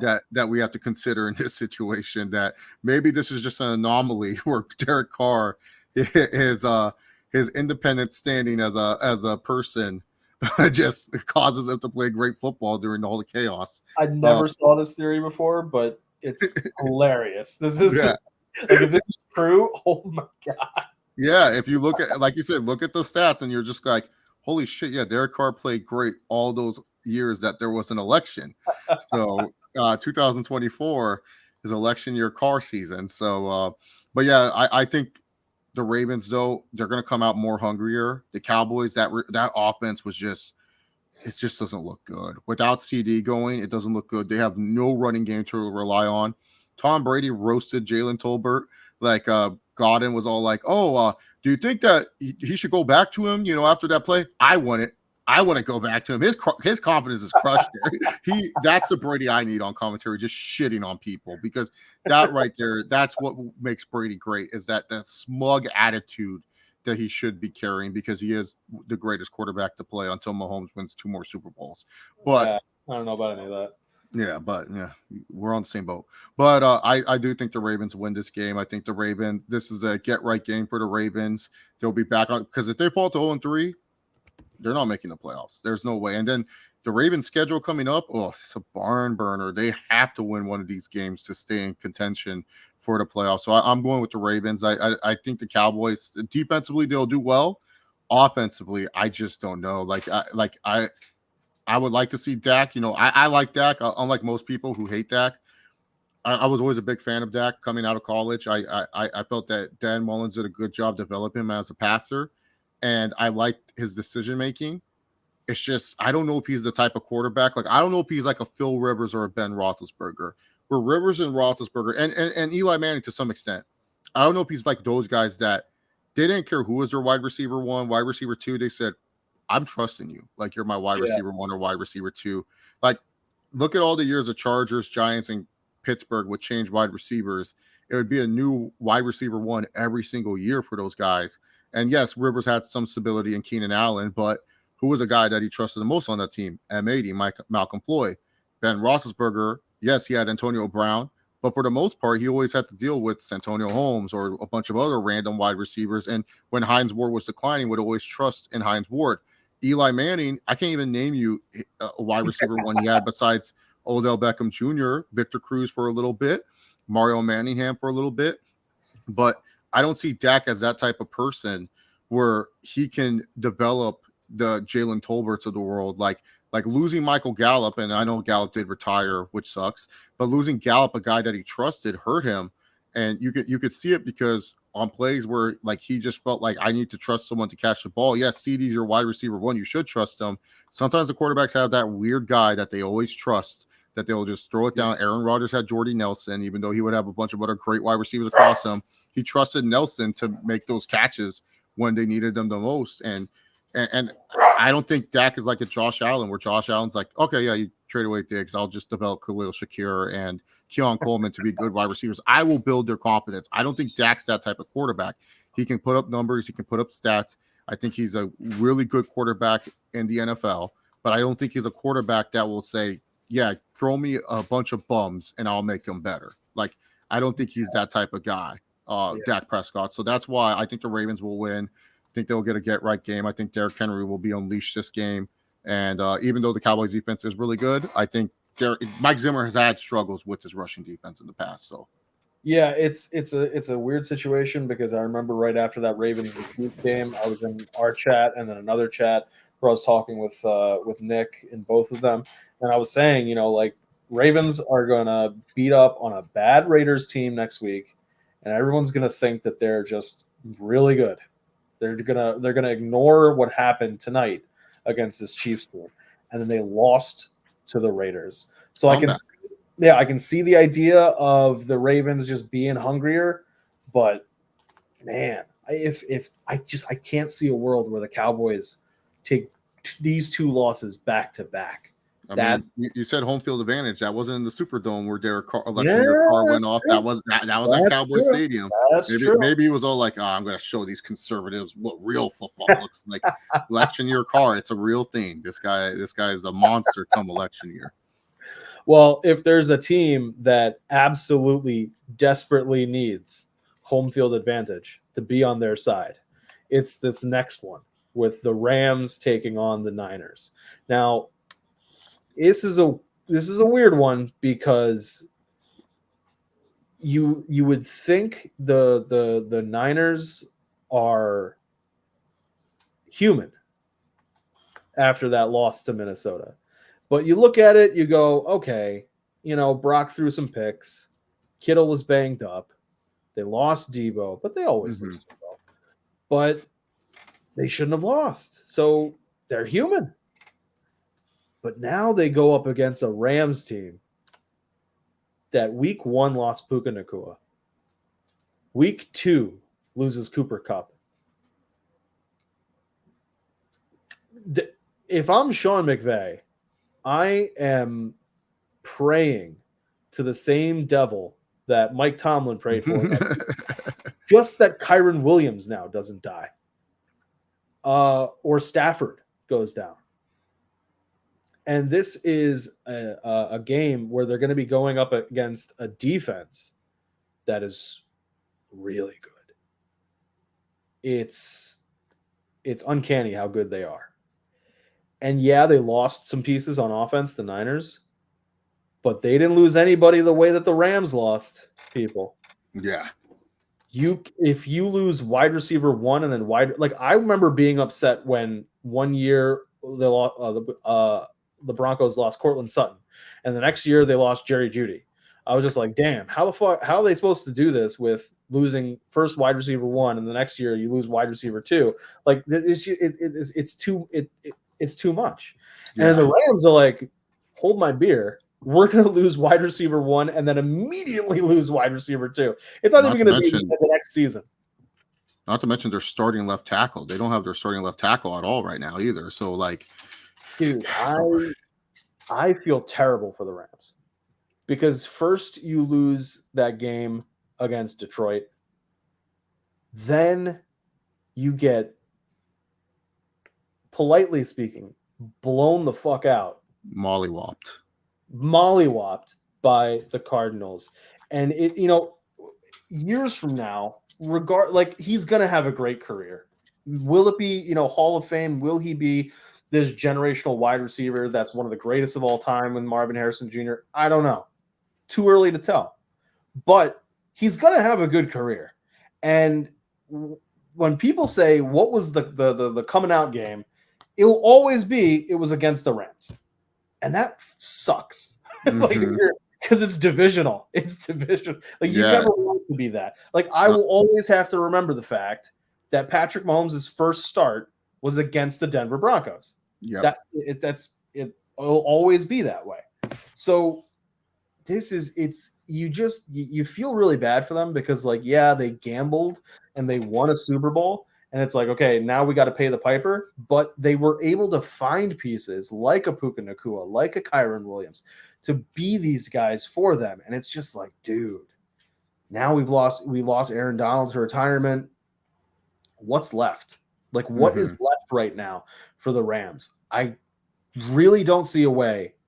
Like, there's a reason why this line is this lopsided to me. Yeah. This is a Niner. It's not even a Rams game to win. It's a Niners game to lose. That's I can't. I don't see a world where the Niners are losing this game. Yeah, just echo what you said. It's just the 49ers. They're a well-oiled machine. They just played down to the level of competition that was the Vikings, and offensively, they lost pieces during the middle of the game that could have led to the comeback win over the Vikings. And I'm sorry, there's no way that you would have thought Kevin O'Connell would be a madman, drop Sam Darnold back into his end zone, and throw a 97-yard bomb to Justin Jefferson in that situation. Like that's something that you would not ever think would ever happen. So, yeah, I like McVay as a head coach. I think he's a really good coach, and he doesn't have enough time. Normally, he has Kyle Shanahan's number. He knows what Kyle loves to do. He tells us, DC, this is what you need to do when you see this and that. This time, it's just you have so many pieces just missing on offense. I don't know how you compete with the Niners defense, like the Niners defense and the Niners offense. Like, I don't know how you're going to compete. I think Kittle will get his healthy dose of catches. I think Jawan Jennings, this will be the big game for him. I think Ayuk will have a big game, and not to mention home field advantage. Whose house? It's Niners' house when the Niners are there. The Rams have to literally every time when they play the Niners at SoFi, they literally post a post saying, please do not sell your tickets to 49ers fans. They have a link. Oh, really? So they have a link for season ticket holders for the Rams if you want to sell the ticket. And against the Niners, it's only against the Niners when you sell the link through the season ticket holder list. So for people who don't know how it works, when you're a season ticket holder, you can't just list your seats on SeatGeek or anything like that. A lot of times you have to sell them through X or Facebook or something of that nature because you pay a certain amount to have those tickets. But the cool thing is you can list your price based off demand. And you have to transfer them through the NFL season ticket holder thing. For the Rams, if you're a season ticket holder and you try to sell your ticket to a Niners fan, what they do is they make you do a quiz, a 5-question quiz about the Rams, and you have to answer all 5 questions correctly. Otherwise, you can't validate. Yeah, you can't buy the tickets. Yeah. Wait, is this like trivia questions about the Rams history, or it's just like what? I mean, I don't know if you've. No. My friend sent me it. It's legit hard trivia about the Rams. Shit. Like you have to know everything, and it's timed. You only have 10 minutes to do it. Get out of here. Yeah. That's how much they don't want Niner fans, because Niner fans fill it up. But how would they know that you're selling it to a Niners fan? Because if you're selling it, you have to take the quiz to buy the tickets. The person receiving the tickets has to take the quiz. Okay, gotcha. Yeah. Gotcha. The buyer has to answer the questions. Yeah. Because normally you can transfer the tickets no problem. Yeah. And then and stuff. But for the Rams, they'll transfer the tickets, and then when you open up the app to accept the tickets, most likely it's Ticketmaster, it'll lead you to the quiz that you have to do. And then if you fail the quiz, then the transfer is null and voided. But it sucks for the season ticket holders, because the only way they can sell those tickets is through, like Zelle. Yeah. My dogs are very upset about that. They don't like what the Rams are doing. But yeah, that's how they keep it where it's not a full, only for season ticket holders. If you find seats on SeatGeek and stuff, so some people know the workaround how to put their season tickets on like a SeatGeek or something like that, so they don't have to deal with the BS. Yeah. But a lot of times they put it. That's why it's like hard for sometimes. But yeah, Niners are winning. It's their house. That's real. That's ridiculous. But if there's a team that, if anybody is selling their season tickets, it's not happening. It's the Kansas City Chiefs. But this is a week where they don't have to worry about that, because they are the away team. They are traveling to Georgia to face the Falcons. And if you're a Falcons fan and you're a season ticket holder, I don't know why you would be selling this. I mean, unless you just expect a complete bloodbath and you just don't want to see it. But I would at least want to be able to say that I saw Patrick Mahomes and Travis Kelce and Rashee Rice, and they got stars in that team, or so we've been told. But coming into the season, this was a game that a lot of people had circled, because Kirk Cousins, with the Drake Londons, with the Kyle Pitts, with the Bijan Robinsons of the world, they were really looking forward to saying, let's see Kirk against the Chiefs with this offense, with this loaded offense. Yeah, he had a loaded offense in Minnesota, but he's lacked a really good running back for a while since they lost Dalvin Cook, and since the Vikings had lost Dalvin Cook. And this was a situation where he traded a weaker wide receiver too, because I love Jordan Addison, for Darnell Mooney, but he got a major upgrade in running back. And so a lot of people were looking forward to this. And then week 1 happened, and they were like, oh, well, the Falcons could be terrible. We don't know if we're that interested in this game. And then week 2 happened, and they were like, well, maybe the Falcons aren't bad. Like, we don't know if they're good, but maybe they aren't bad. And that's kind of where they're at right now.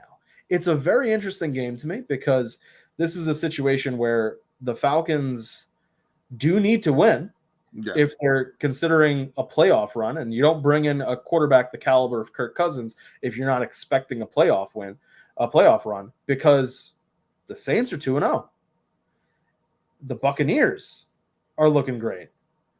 You got to compete. You got to be up there. So this is a one where they got to be fighting. They got to be fighting. And if there is a team that has a really good run defense, goddamn Chiefs. Yep. I don't know how they pull this off. And I remember a lot of people getting losing their minds back in the day. Seems so long ago, but it was not that long ago. When Pat Mahomes signed that 10-year contract And people were like, "This is ridiculous. This is baseball numbers, not all this other." And I remember thinking to myself, "These guys are fucking smart." Yeah, If there's one thing I can say about the Chiefs, they're smart because they signed him to a 10-year deal at old prices. And they knew that yesterday's price would not be today's price, and that the price of a player like Patrick Mahomes was only going to go up.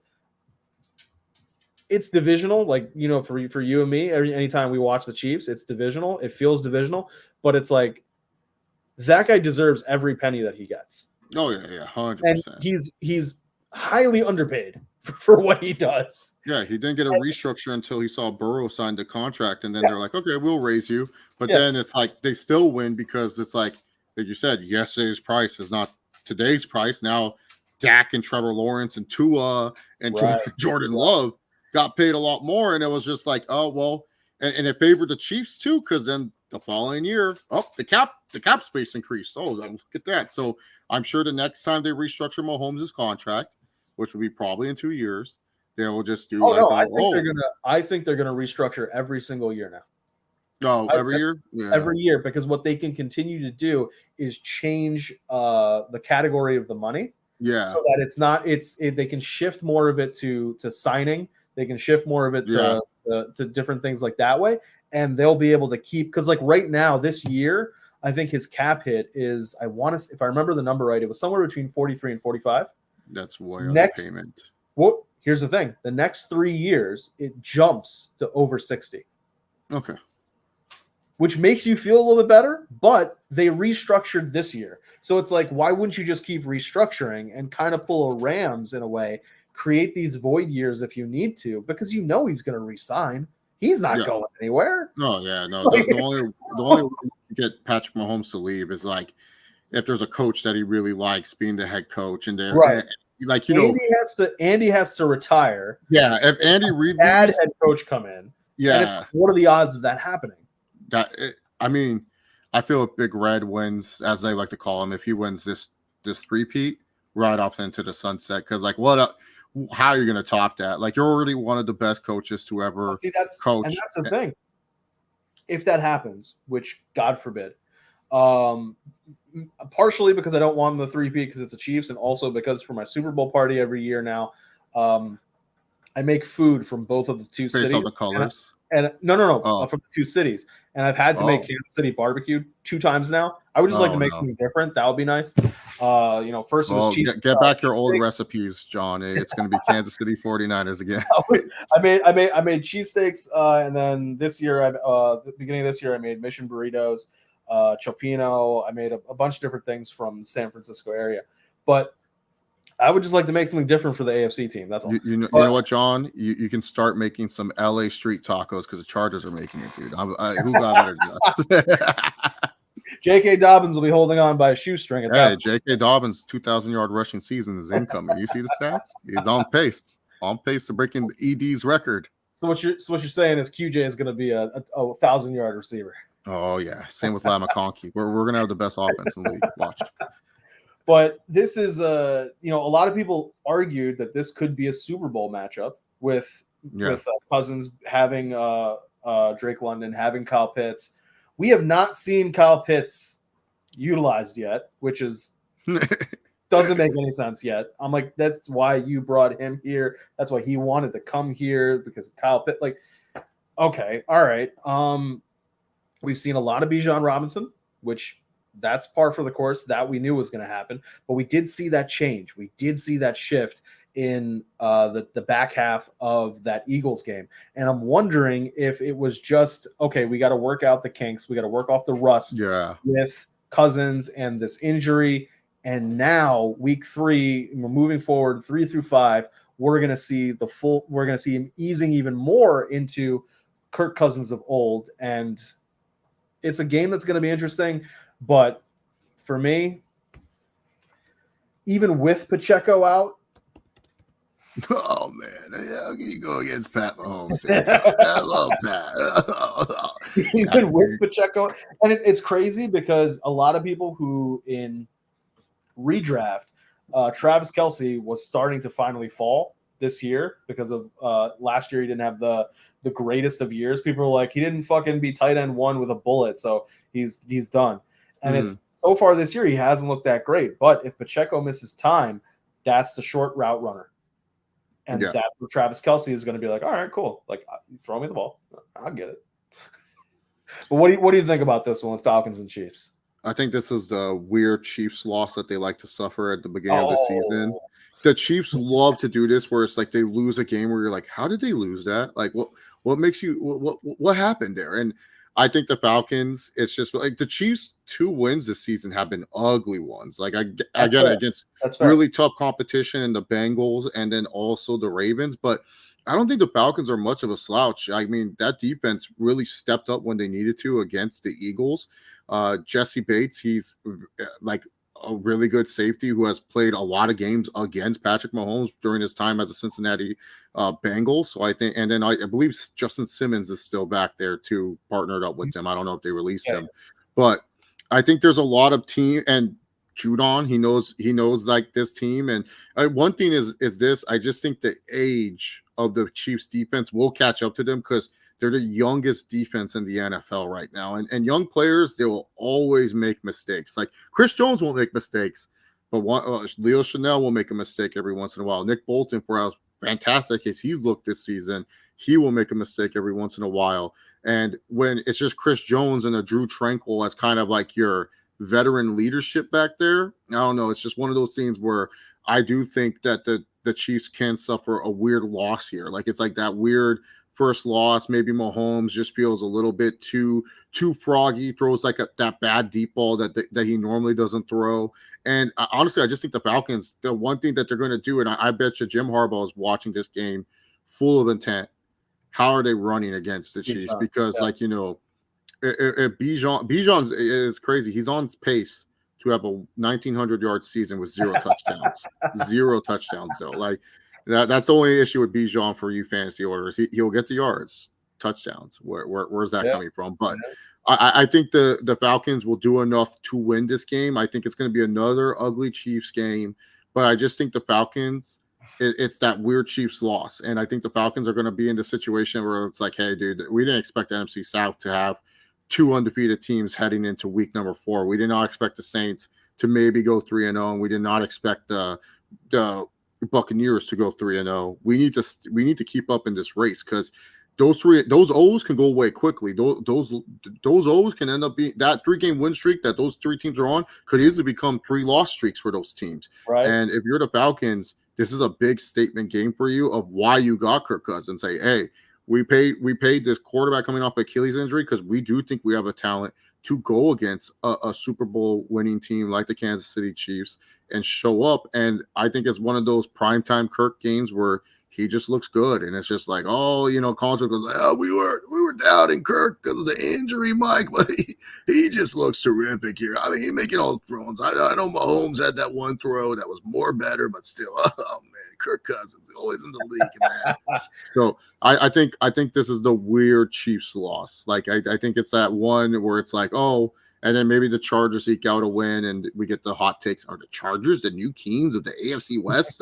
As the, you know, like they're 3-0 and the Chiefs are 2-1. But this Falcons team isn't bad. It's not like the Falcons are horrible. It's like we just don't know what they are at full strength. Like you said, like Kirk Cousins is still probably not 100% healthy, and come full strength, like you said, possible Super Bowl matchup. They have the roster construction of a weird team that could make a run at the Super Bowl. That's why the playoffs are there. So that way, you know, teams, we can see who's legit and who's not. And the Chiefs are a legit team, but I just think they love to like have these weird losses at the start of the season.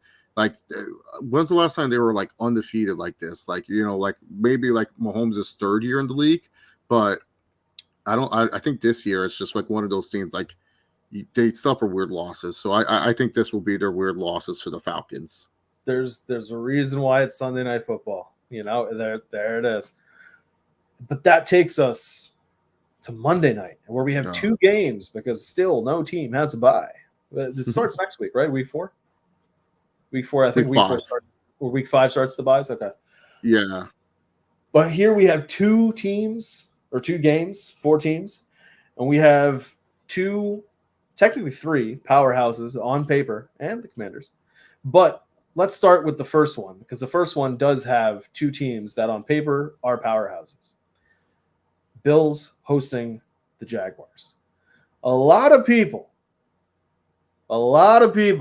This is where I'm gonna do a little call out on you, sir. A lot of people were saying, "Who's Josh Allen gonna throw to? Yeah.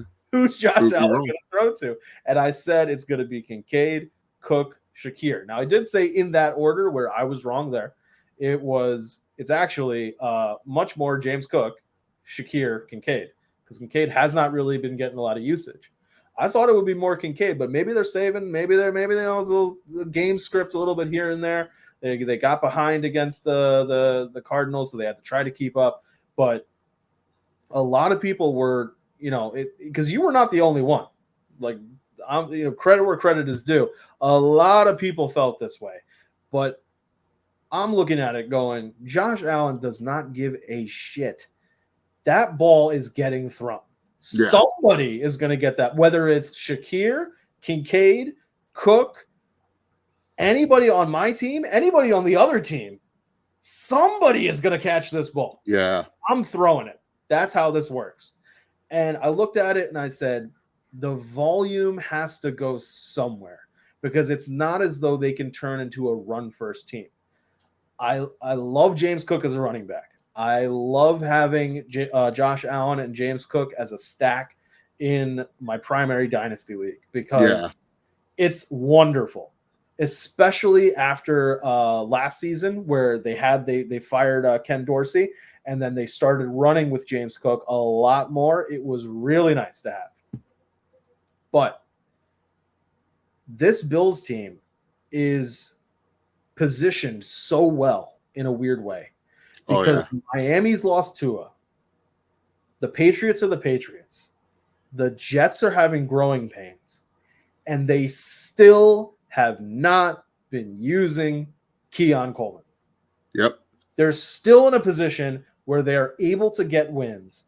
And granted, the Dolphins lost Tua during the game, but even before Tua tried to kill himself against Damar Hamlin, they weren't going to win the game. Miami looked terrible against the Bills. Yeah. And so it's a weird position where I'm like, okay, just like throw to him a couple times during the game, because like you got to get him in rhythm. And I remember saying it in the chat during the Thursday night last week. The rest of this game should just be run, throw to Keon Coleman. Run, throw to Keon Coleman, because it doesn't matter if we get the first down or not. Yeah. There's no way Miami can catch up, because now Tua's hurt. Just let this guy get game reps against a secondary that's not bad and is not his own practice squad. It's not his own defense he's going up against. Get this guy reps against another NFL defense that we will be playing multiple times throughout at least the 4, 5, 6, hopefully longer years that he's with us in Buffalo. So get him these reps. And they still were like, yeah, no, that's fine. We're not going to do that. We're just going to run. We're just going to try to shoot a clock out. I'm like, all right. I mean, maybe it was, just respect. They were like, Tua tried to kill himself. Yeah, against everybody out of here. We against saw divisional rivals. They tend to have that weird respect where they're like, we don't want to piss, unless you're Jameis Winston, where you do it for the team. That's when you don't care. We did it for the team. But they were just like, let's just try to get out of here as quickly as possible. We saw what happened with Damar Hamlin. We're not going to try to be assholes. All right, cool. This Bills team, if they continue on this trajectory and then finally start working in Keon Coleman, they could be back as real challengers to the Chiefs. Oh, yeah. And I'm really hoping they're doing that. Simply, I mean, obviously, like I said, I have Allen and Cook on fantasy. I love Josh Allen as a quarterback. Also, I could just make wings for the Super Bowl, and it'd be great because I'm going to be making the wings anyway. But I'm going to take the Bills here because, and I spent a lot of time talking about the Bills, but the Jaguars, it's almost like I don't know what to say about the Jaguars. It's almost like his wrestling product. You don't know what to say about it at this moment of time. No, there's things I could say about the wrestling product. Oh, okay, never mind. Trust me, there's things I could say about the wrestling product. But you know what? The Jaguars need somebody to pull out a hypodermic needle and give them a shot. There's your reference to his product, his wrestling product. This is a team where I don't know what the hell's going on with Christian Kirk. Evan Ingram injured. Now they're talking about Brenton Strange being tight end 1, at least for this week. Mm-hmm. They are using BTJ over Christian Kirk, which maybe you're like, Christian Kirk's on his way out, but like, should you be thinking about next year already? No, you got to be thinking about this year. Yeah. Wanted to use Travis Etienne a little bit less and use Tank Bigsby more. So you're trying to go for a two-headed monster there. It's kind of working. It's kind of not working. Are you going to go away from it, or are you going to stick with what you wanted to bring to the dance? Trevor's looked good, but not this great quarterback that we all were promised when he was drafted. It's just a really weird situation for the Jaguars. Yeah. I think they could definitely catch the Bills. Don't get me wrong. Oh yeah. I don't see it happening. They're such a weird team. I see the Bills winning. They looked so phenomenal against Miami on a short week too. After an emotional comeback win against the Cardinals, I was like, yeah, the Bills. Honestly, the way the Chiefs been looking, I think the Bills are kind of leaning towards my best AFC team right now. Just because they like the Chiefs will always get the respect because of the pedigree in the playoffs and just who they are. But regular season wise, I think the Bills might end up with that home field advantage just because they look so good. Like they haven't missed a step. They're just looking like it. While the Jaguars, on the other hand, it's just kind of like, what's going on over there? Like, it's just so, but they're such a bizarre team. That's why I feel like it's like I said, like his wrestling company, because it's like a hit or miss type of thing with them in terms of like, interest and intrigue. Because like, I'm just like Doug Peterson's a good coach, right? What happened? Like, he doesn't seem like a good coach anymore. Like, he just seemed like he sold it, like you said, the devil for Mike Tomlin. I felt the same way with Doug Peterson. He's like, please let me beat Brady and Belichick in a fucking Super Bowl with Nick Foles, and I won't ask for anything else ever again. Because this team is just like, what are they doing? Like they feel so lifeless. They have they like on paper. If you show me the Jaguars roster on paper, I'm like, yeah, pretty good. Yeah, could win the South. Could be a good wild card. Could upset some teams in the playoffs. They have pass rushers. They have a solid secondary. They have a quarterback. They have a running back. Why aren't they good? ETN has looked atrocious so far this season. I know you're going to say, well, look at the stats. No, I'm watching what I'm seeing on film. He doesn't look like the same. He doesn't look good. He doesn't. He's fumbling and stuff. Lawrence, like I always call Trevor Lawrence Jay Cutler 2.0. He does stuff that makes you like amazed, like, oh, he's good, but I just feel he doesn't care that much. Like when you tell me this guy cares about football, I'll see plays where he just bucks up, he just gets up, he's not angry, he's just like, oh, that happened. Oh, okay. I just fumbled the football. It's all right. And he walks away from the field, and I'm just like, what? Like, and I liked Lawrence coming out of college. I didn't like him I wasn't in love with him like everyone else was. Like I didn't give him the generational tag like I've given to Caleb and I've given to Andrew Luck. I was just going to say he's going to be a great starter for a team, and it will take a while for him to transition, but by year 4, year 5, he'll be in the argument of top 5 quarterbacks. We're on year 4. He's not even in the argument for me for top 5 quarterbacks. He's not showing that whatsoever, and it's rather confusing. Because like I said, if you just throw me this team on paper, they should be a good team, but they're not. And then unfortunately, they're going to fall to 0-3 in this situation. Or wait, did they win last week? I can't even remember. Oh no, they lost. Yeah. They're going to fall to 0-3. 0-3. Yeah. And that's not good if they're 0-3. And this team, the Jaguars, they're on plenty of primetime games this season. So you're going to be. This is not the last time you're going to see this team. But I'm telling you, people, it's just. I don't know what it is with this team. They should be good, but they're not. I was just looking up the stats. Von Miller's back. Yeah, he's good. He's getting a sack. He's back to getting at least a sack per game. Now, granted, it's only 2 games, Greg Rousseau, 3 sacks already. Yeah, Rousseau's been his career high is 8, and that was Yeah. in 13 games. Over a 16 game season, he had 5, and then in 2021, over 17 games, he had 4. He's already at 3. Sean McDermott is coaching up this defense.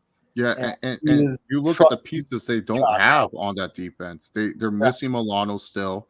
They're Yeah. missing. They lost their other starting linebacker, and they had to have a backup come in, and that backup didn't play bad. And Ed Oliver, I think, he is one of the more underrated defensive run stopping tackles in the league. Like, yeah, like the numbers aren't there, but if you just watch the tape, he commands a lot of double teams. He splits a lot of double teams. He's just a good football player, and so yeah, no, that defense is just really, really good. Like to me is this: when I see a good defense let go of a good player, I'm just like they trust the guy that's behind them. Like they let go of Tre'Davious White. They said, White was phenomenal for them, like all pro corner for them at one point in time. And they were like, no, we're good with what we have. We trust. Like the secondary, they lost Micah Hyde and Peters combination, or I forgot who were the other safety that they had that were both really good veterans for them a long time. They lost those guys, but they're trusting in their youth. That's the only position on the Bills where I'm like, I don't know if I can trust them because those two safeties, they're hit or miss. But everything else on the Bills, and even receiver is not a concern because Josh Allen, as I stated earlier, is one of those quarterbacks. He makes he makes his team better. He just makes his receivers better. He trusts them to get the ball. Like you said, he's going to throw it. Someone's going to come down with it.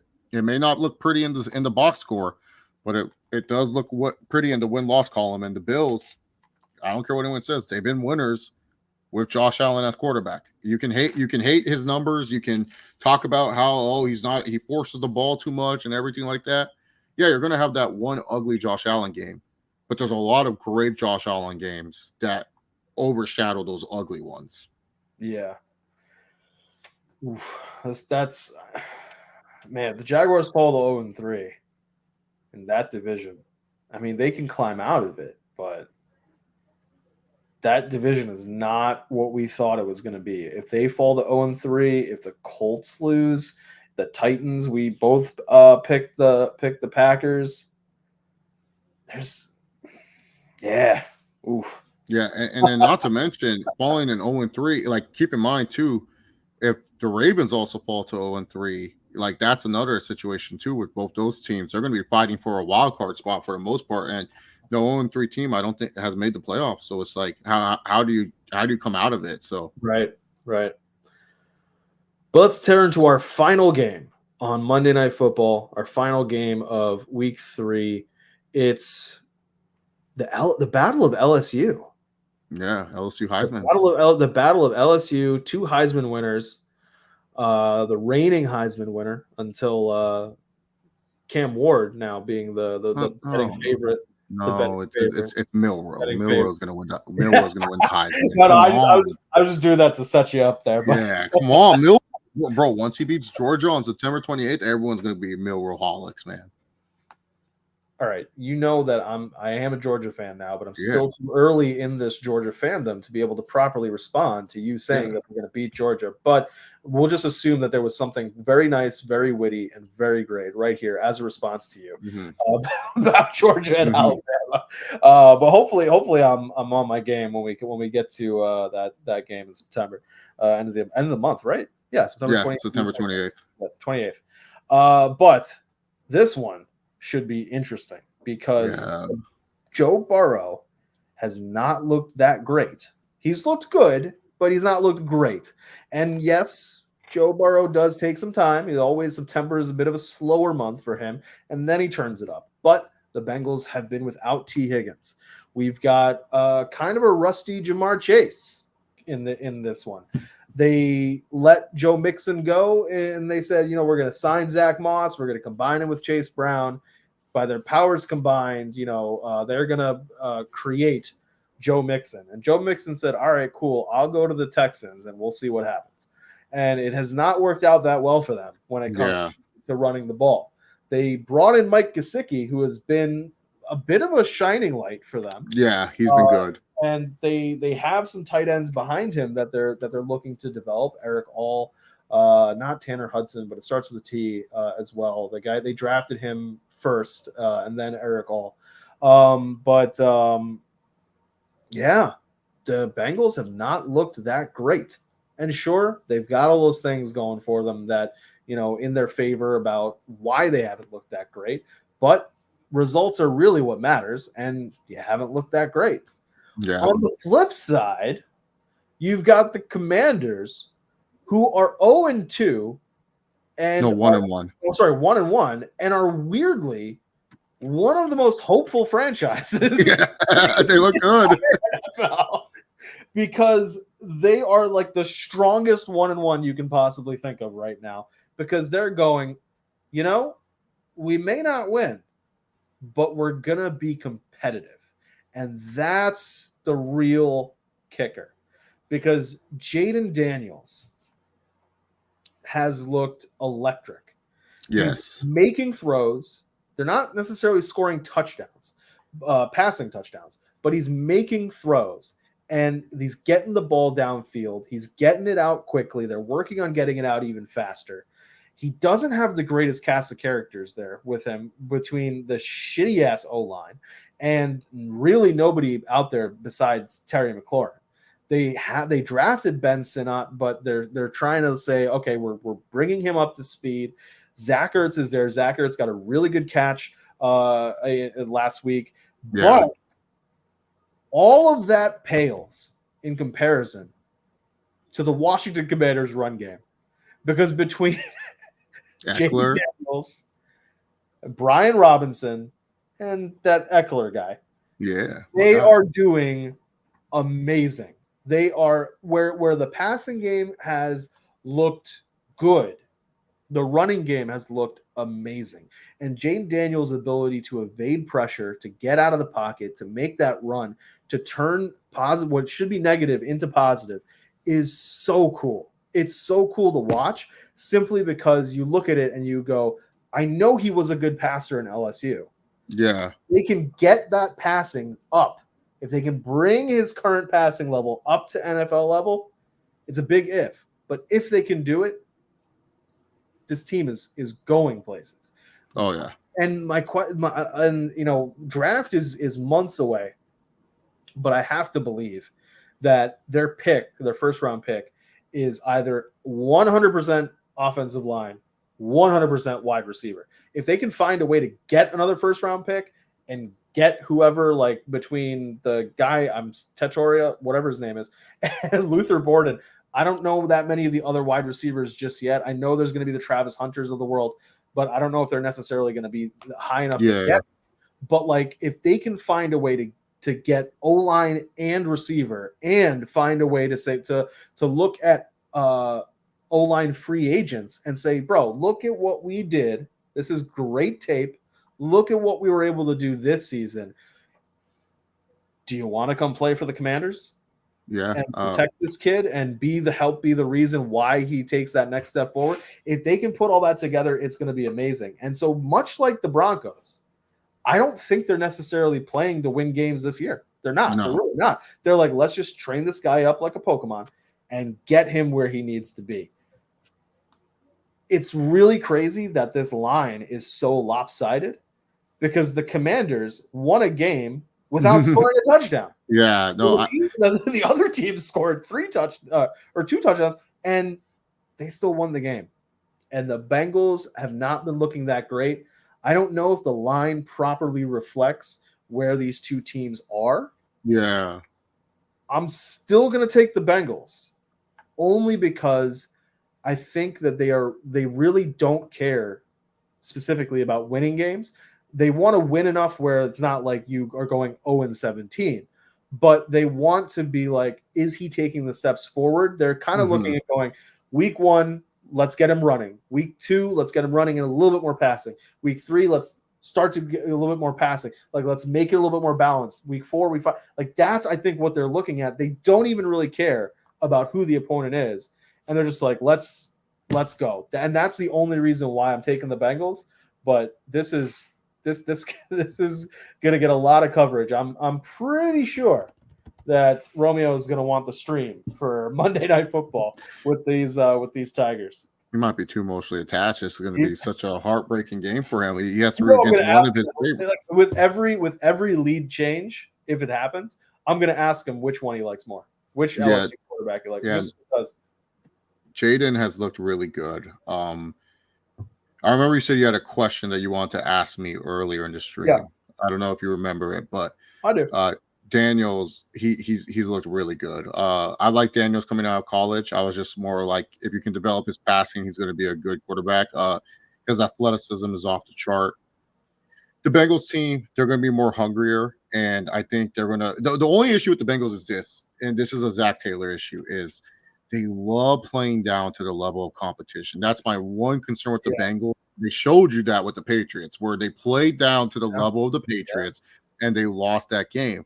And the issue is this: if the Commanders can somehow scrape away a couple touchdowns early, and then put that awesome run game, and the Bengals, the one issue that they have is they can't really run the football that well. Like Zach Moss has not been to Zach Moss in Indianapolis that showed up and was like, oh yeah, he can be a competent running back. He hasn't looked that good. Chase Brown seems like just phased out of that offense completely. Like he's barely getting on the field when I think you should put him more on the field.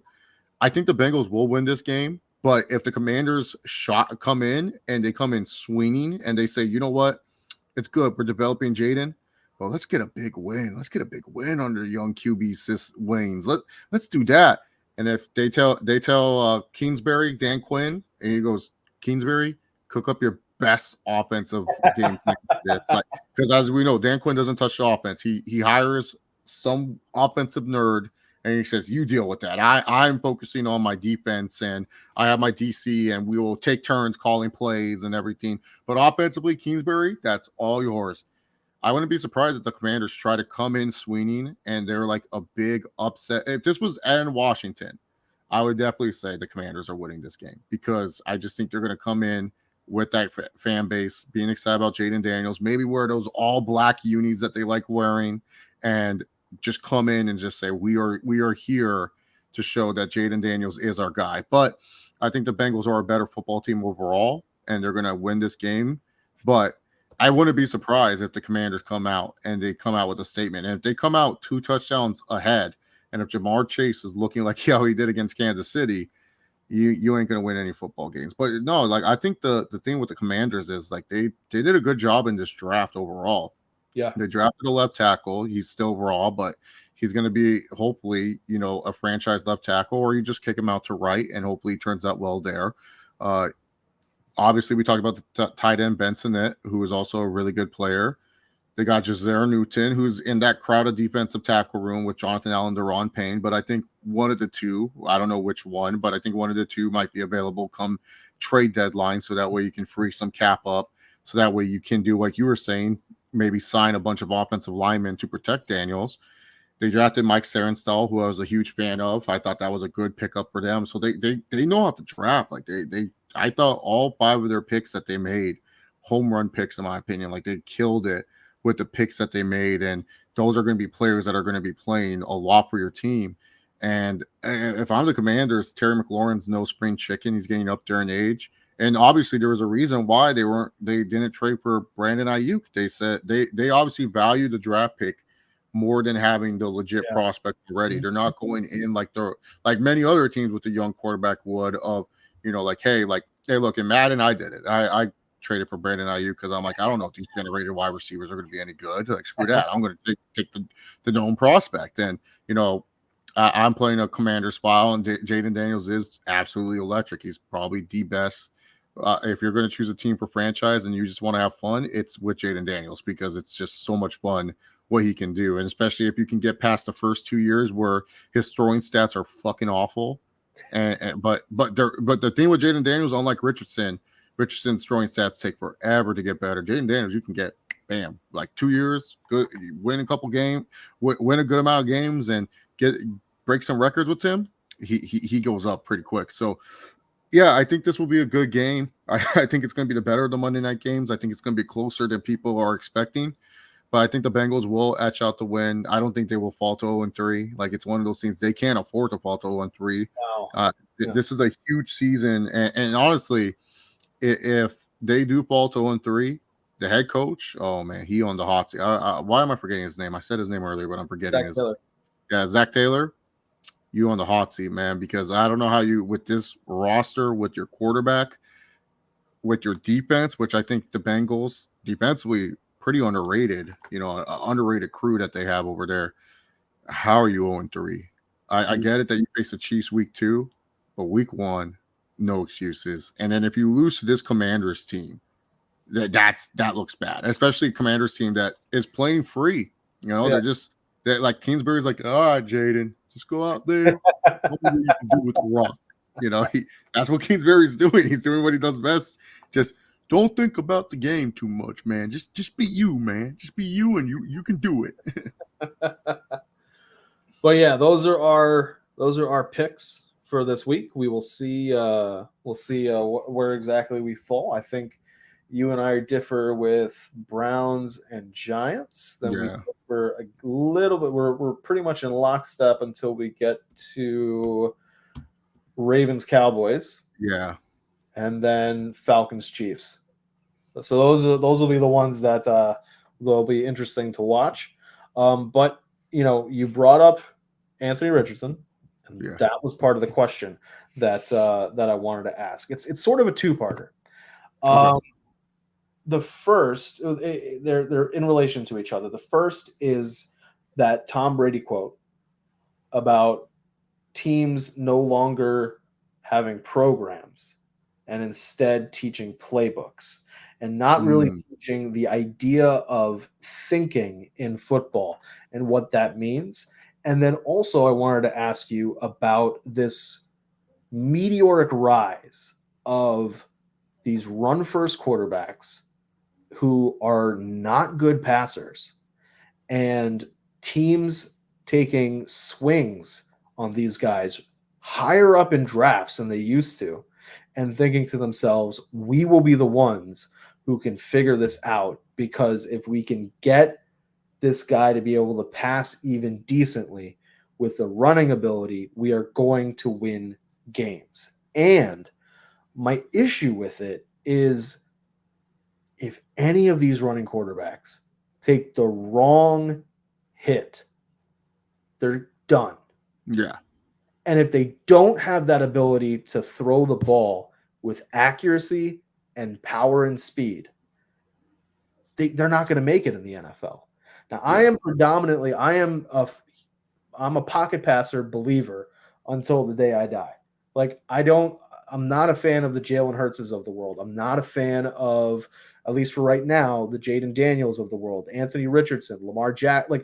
I don't like CJ Stroud is a guy to me because yes, he can run.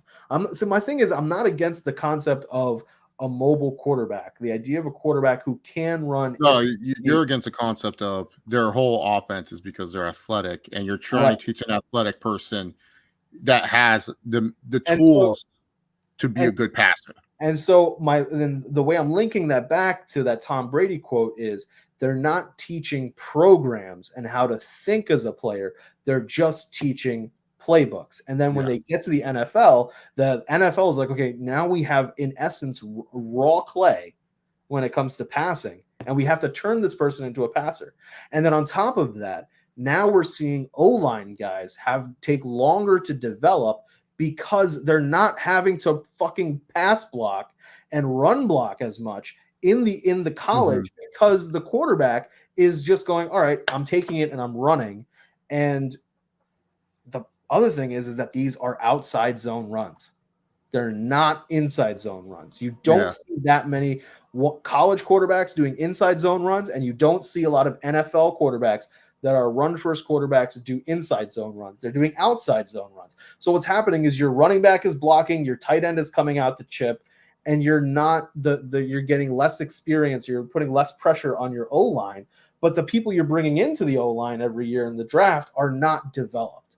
So because you watch more college and because you're a little bit more versatile at the X's and O's, because you've coached and because you watch more of the college, I wanted to pose this it's actually, I guess, technically 3-part question to you about how do you feel about all of this? Yeah, I think what Brady says is correct. I think a lot of times, a lot of kids fall in love with just being in shotgun because it's just like they can see the field better, not under center. That's why some NFL people like they'll be like, oh, why is it that this guy from Michigan State or USC always gets love? Because they're playing a pro style offense still. The quarterback is under center. And most NFL head coaches, yes, there are some like the hipsters, like the Kingsburys of the world that will come in and they will change up the offense a lot more to be shotgun based.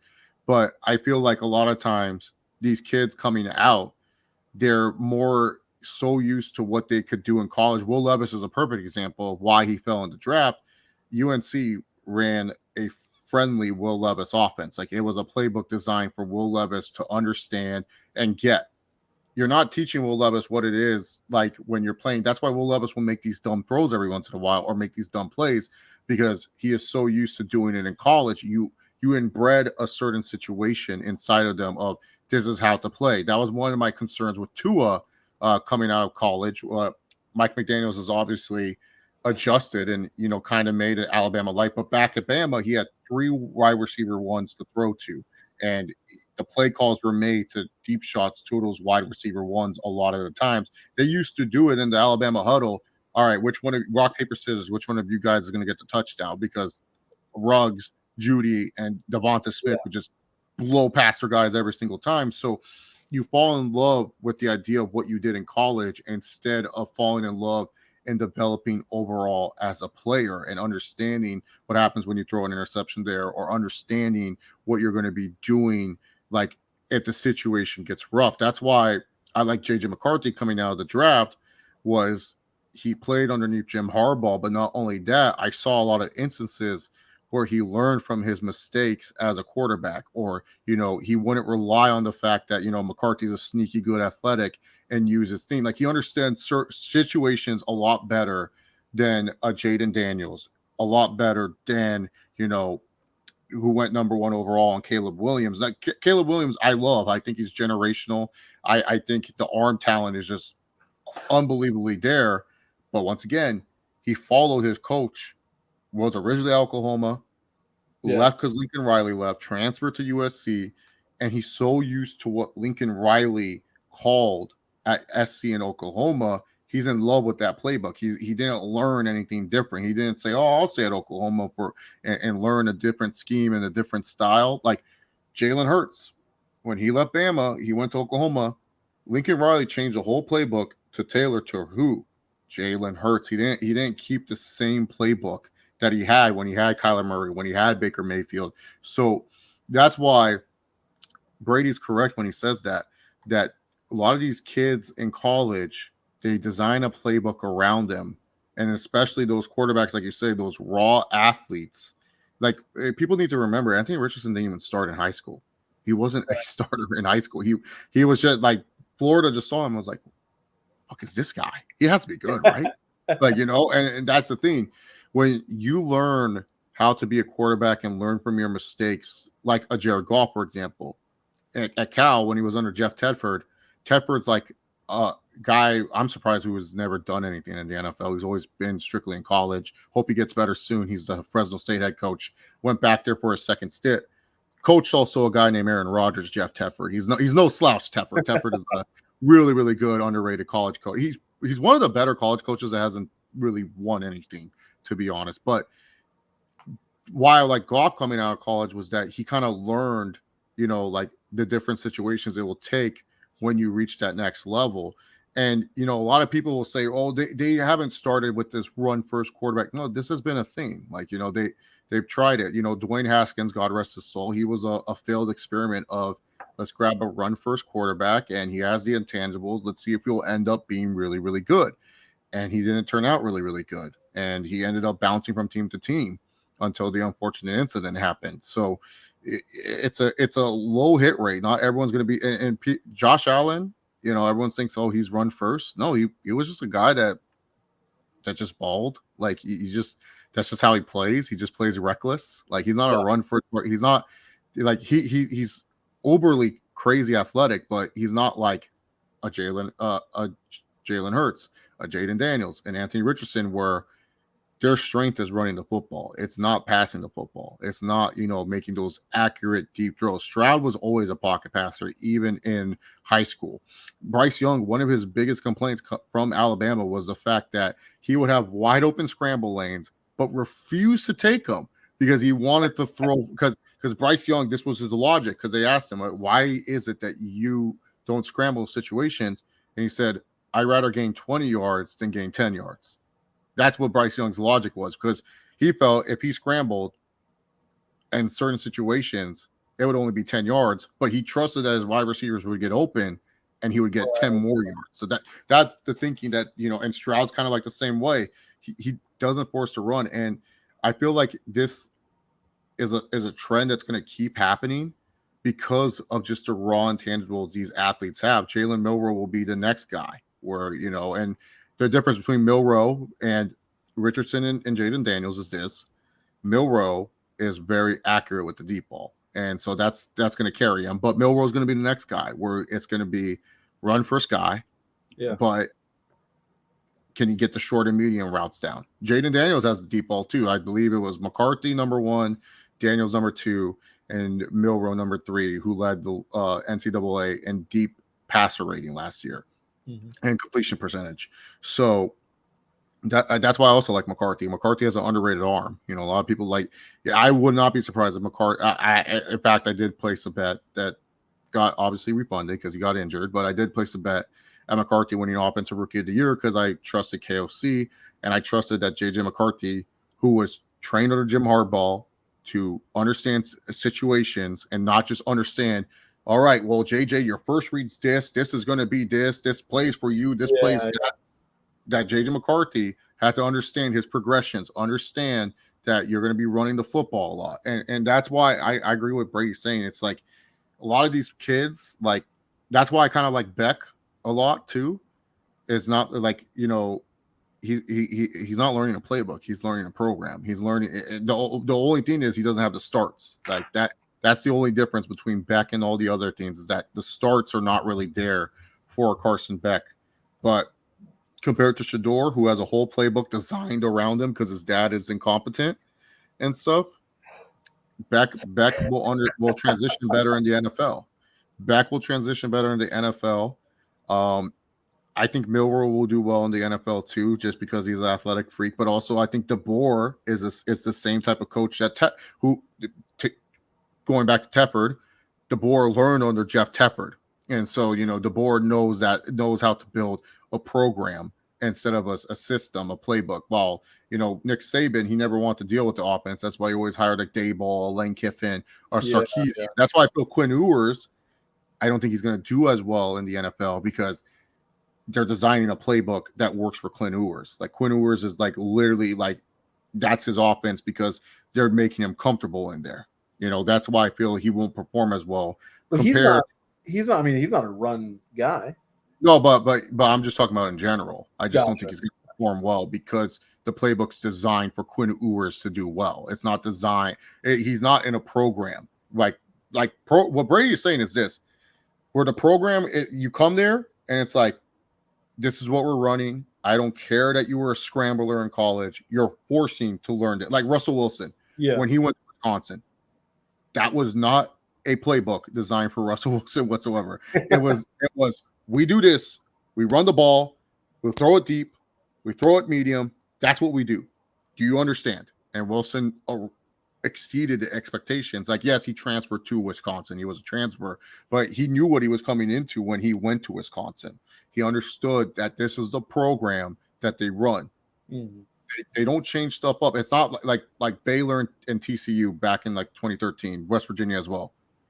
They ran a playbook. That's why Geno Smith struggled, because he was so used to running a high-octane offense that was designed around Geno Smith and what Geno Smith can do. The NFL coach is not going to throw away everything. Like in that same draft, the Bills' old coach, I forgot his fucking name. He coached E.J. Manuel in college. He went to the Bills. Rex Ryan? No. Shouldn't be. No. What's he went to another organization. No, Florida State. So Florida State, the Florida State coach went somewhere, but he didn't draft EJ Manuel. He drafted someone totally different. And that blindsided Manuel because he thought, oh, the Jaguars. I want to say it was the Jaguars. He drafted Bortles that year and not Manuel. Or Manuel, was he in that draft class? I know there was it was like a weird thing. I forgot his name. I know you're saying he coached EJ Manuel in college, and then he didn't take EJ Manuel in the draft. But everyone thought, oh, he's going to just take Manuel because he likes Manuel, and he didn't take Manuel. He had the chance, and he didn't take EJ Manuel. By the way, one of the worst first-round quarterbacks of all time, EJ Manuel. Jesus Christ, they were really trying to make that guy something.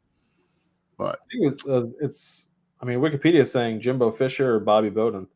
No, I forgot what he did. He did something. He did something with EJ. No, was it EJ Manuel or another quarterback? No, it was OC or something. Took EJ Manuel over Geno Smith or something. I can't remember the whole situation, but I just remembered that it was a whole situation. Who took over after Rex Ryan? It's that coach, the OC for the Bills. You're saying? Yeah, at that time. Who was the OC for the Bills at the time? The OC for the Bills. Did he coach Matt Barkley and then he took EJ Manuel? Was that the situation? He did something weird. Doug Marrone. Yeah, Doug Marrone. Doug Idiot Marrone. Where did he coach in college? He coached somewhere. I can't remember off the top of my head where did he coach. He coached somewhere and then he left. And then he didn't take his quarterback. He took EJ Manuel instead. Syracuse. He was Syracuse. Yeah, Syracuse had that quarterback. I can't remember his name. God, who was it? He was in the draft, and everyone thought they were going to take him. Ryan Nassib. Yeah, they thought they were going to take Nassib, and then later on he took EJ Manuel, even though Ryan Nassib thought he was going to go to the. They were shocked because they were like, "Wait, why'd you take EJ Manuel? Wouldn't you want your quarterback that you got in college who played in and understands the New York area? No, let's take the Florida kid, put him in cold weather, see what happens." But EJ Manuel, another guy, run first, had all the tools you want to be a good quarterback, just never transitioned. So yeah, no, it's one of those things that teams are always going to take a chance on that run first, high end quarterback because they truly believe that if they can make them into a pocket passer or try to make them throw the football, that it's honestly just overthinking. It's like a lot of overthinking and over evaluating. And the same goes for pocket passers too. There's a lot of guys that have the raw, like Mike Glennon was another guy that everyone thought, oh, just get him. We can fix him. We can make him. Brock Osweiler, as you know, very famously. Yeah. Another guy, Paxton Lynch. Remember this guy? Paxton Lynch. Everyone thought, oh, get this guy. We can make him and da-da-da. And didn't turn out that well. But Paxton Lynch, another example of the Missouri playbook, or was he Memphis? He was a Tiger. I know he was a Tiger at one point. But Paxton Lynch playbook was designed around him. He didn't go in a program. That's what Brady's trying to say. When people say, what is Brady talking about? He's talking about. I agree with what Brady's saying because I can, like I said, I don't know that much about college just yet. Yeah, started watching college much more this year, and obviously I got the college football game, but I just look at results in the league once people get into the league because unless somebody is super highly touted, like the CJ Strouds of the world, the Caleb Williams of the world, the back in the day the Deshaun Watsons of the world. Yeah, I look at all of these people as I don't know who you are potential wise in the NFL. Like you are right now, the evaluators said you're a first round draft pick, but we'll see what happens. And it's all dependent on how well you learn how to play in the NFL because the NFL is completely different than college. Like you can make those crazy ass throws in college because the receiver only has to get 1 foot in. Now the receiver has to get 2 feet in. That alone changes how a quarterback plays the game because you can't be throwing that high up down the sidelines. You just can't because it has to be more than 1 foot. So I look at it from the perspective of, can you learn a professional offense? And what I'm seeing is this change and this shift because of what college has produced to what now the NFL is looking for, because they're trying to model more after college. And I think part of it is due to Patrick Mahomes, because Mahomes does all of these off schedule, off book kind of things that people were saying, one, how do we replicate this? And two, why was he able to do it? And I think instead of just acknowledging that he is physically different than everybody else, just do things physically different, they instead said, we want to try to get players that can play like Mahomes, and not realizing that they can't physically do like people are just built different. Like you have different genetics, I have different genetics. Yeah, exactly. Like it's just how it works.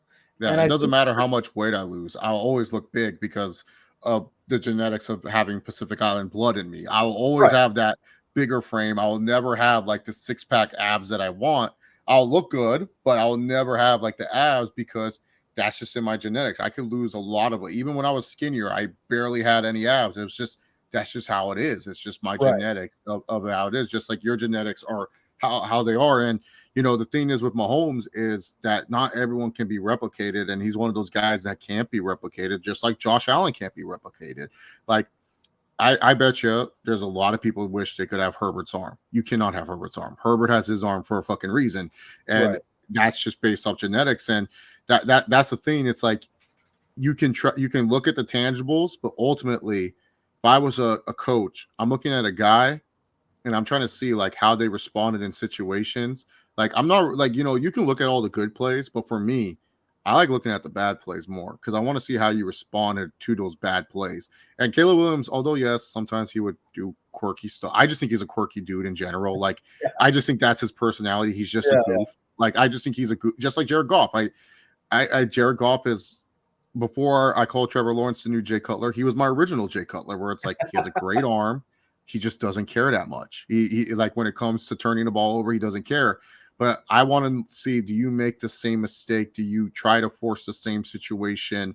And that's what I like to look at more than like, oh, did you see that throw he made? Like, oh my God, just imagine. It's like, okay, there's a lot of games where I've seen Jaden Daniels fumble the football when he shouldn't have probably fumbled in that situation, or decided to run the ball when he had someone streaking wide open because he tried to take over the game. Richardson's the same situation where, like, yes, Richardson, like, could he, like, I'm just going to say it. Everyone compares him to Cam Newton. No, Cam Newton was special. Like what Cam Newton did for Auburn that season was insane. He was throwing to a bunch of bums, and somehow, some way, he found a way to win a national title. Like he was literally facing Saban's Alabama defense on Thanksgiving and literally or Black Friday. I can't remember the day, but I know it was Thanksgiving weekend.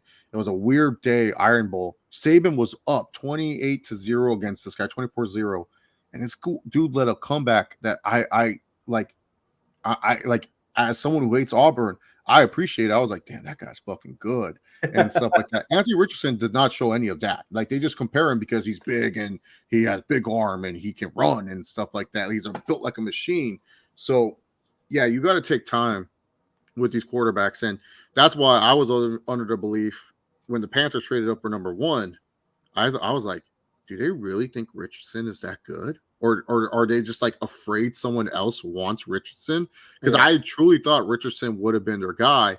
Because, see, I'm okay with you taking a prospect quarterback if you're a prospect franchise. If you're a franchise where it's like, we don't know who the fuck we are.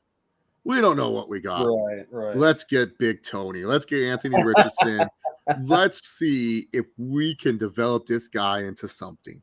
And then, the Panthers, instead of, just trying to see if they have anything with the Anthony Richardson, they say, let's take a proven product in Bryce Young. And Bryce Young's confidence is already down because the head coach is like, oh, I wanted Stroud. I didn't want you. I wanted CJ. Oh, and then afterwards, you're just like, oh, shit. And then you're calling plays that don't get him in rhythm, and you just have him throw deep balls when you know that's not his strength. And then you just kill his confidence. And then you make it where Bryce Young doesn't like football no more. And now you see where he's at now. I figured, why not have Richardson? You just be a fun team.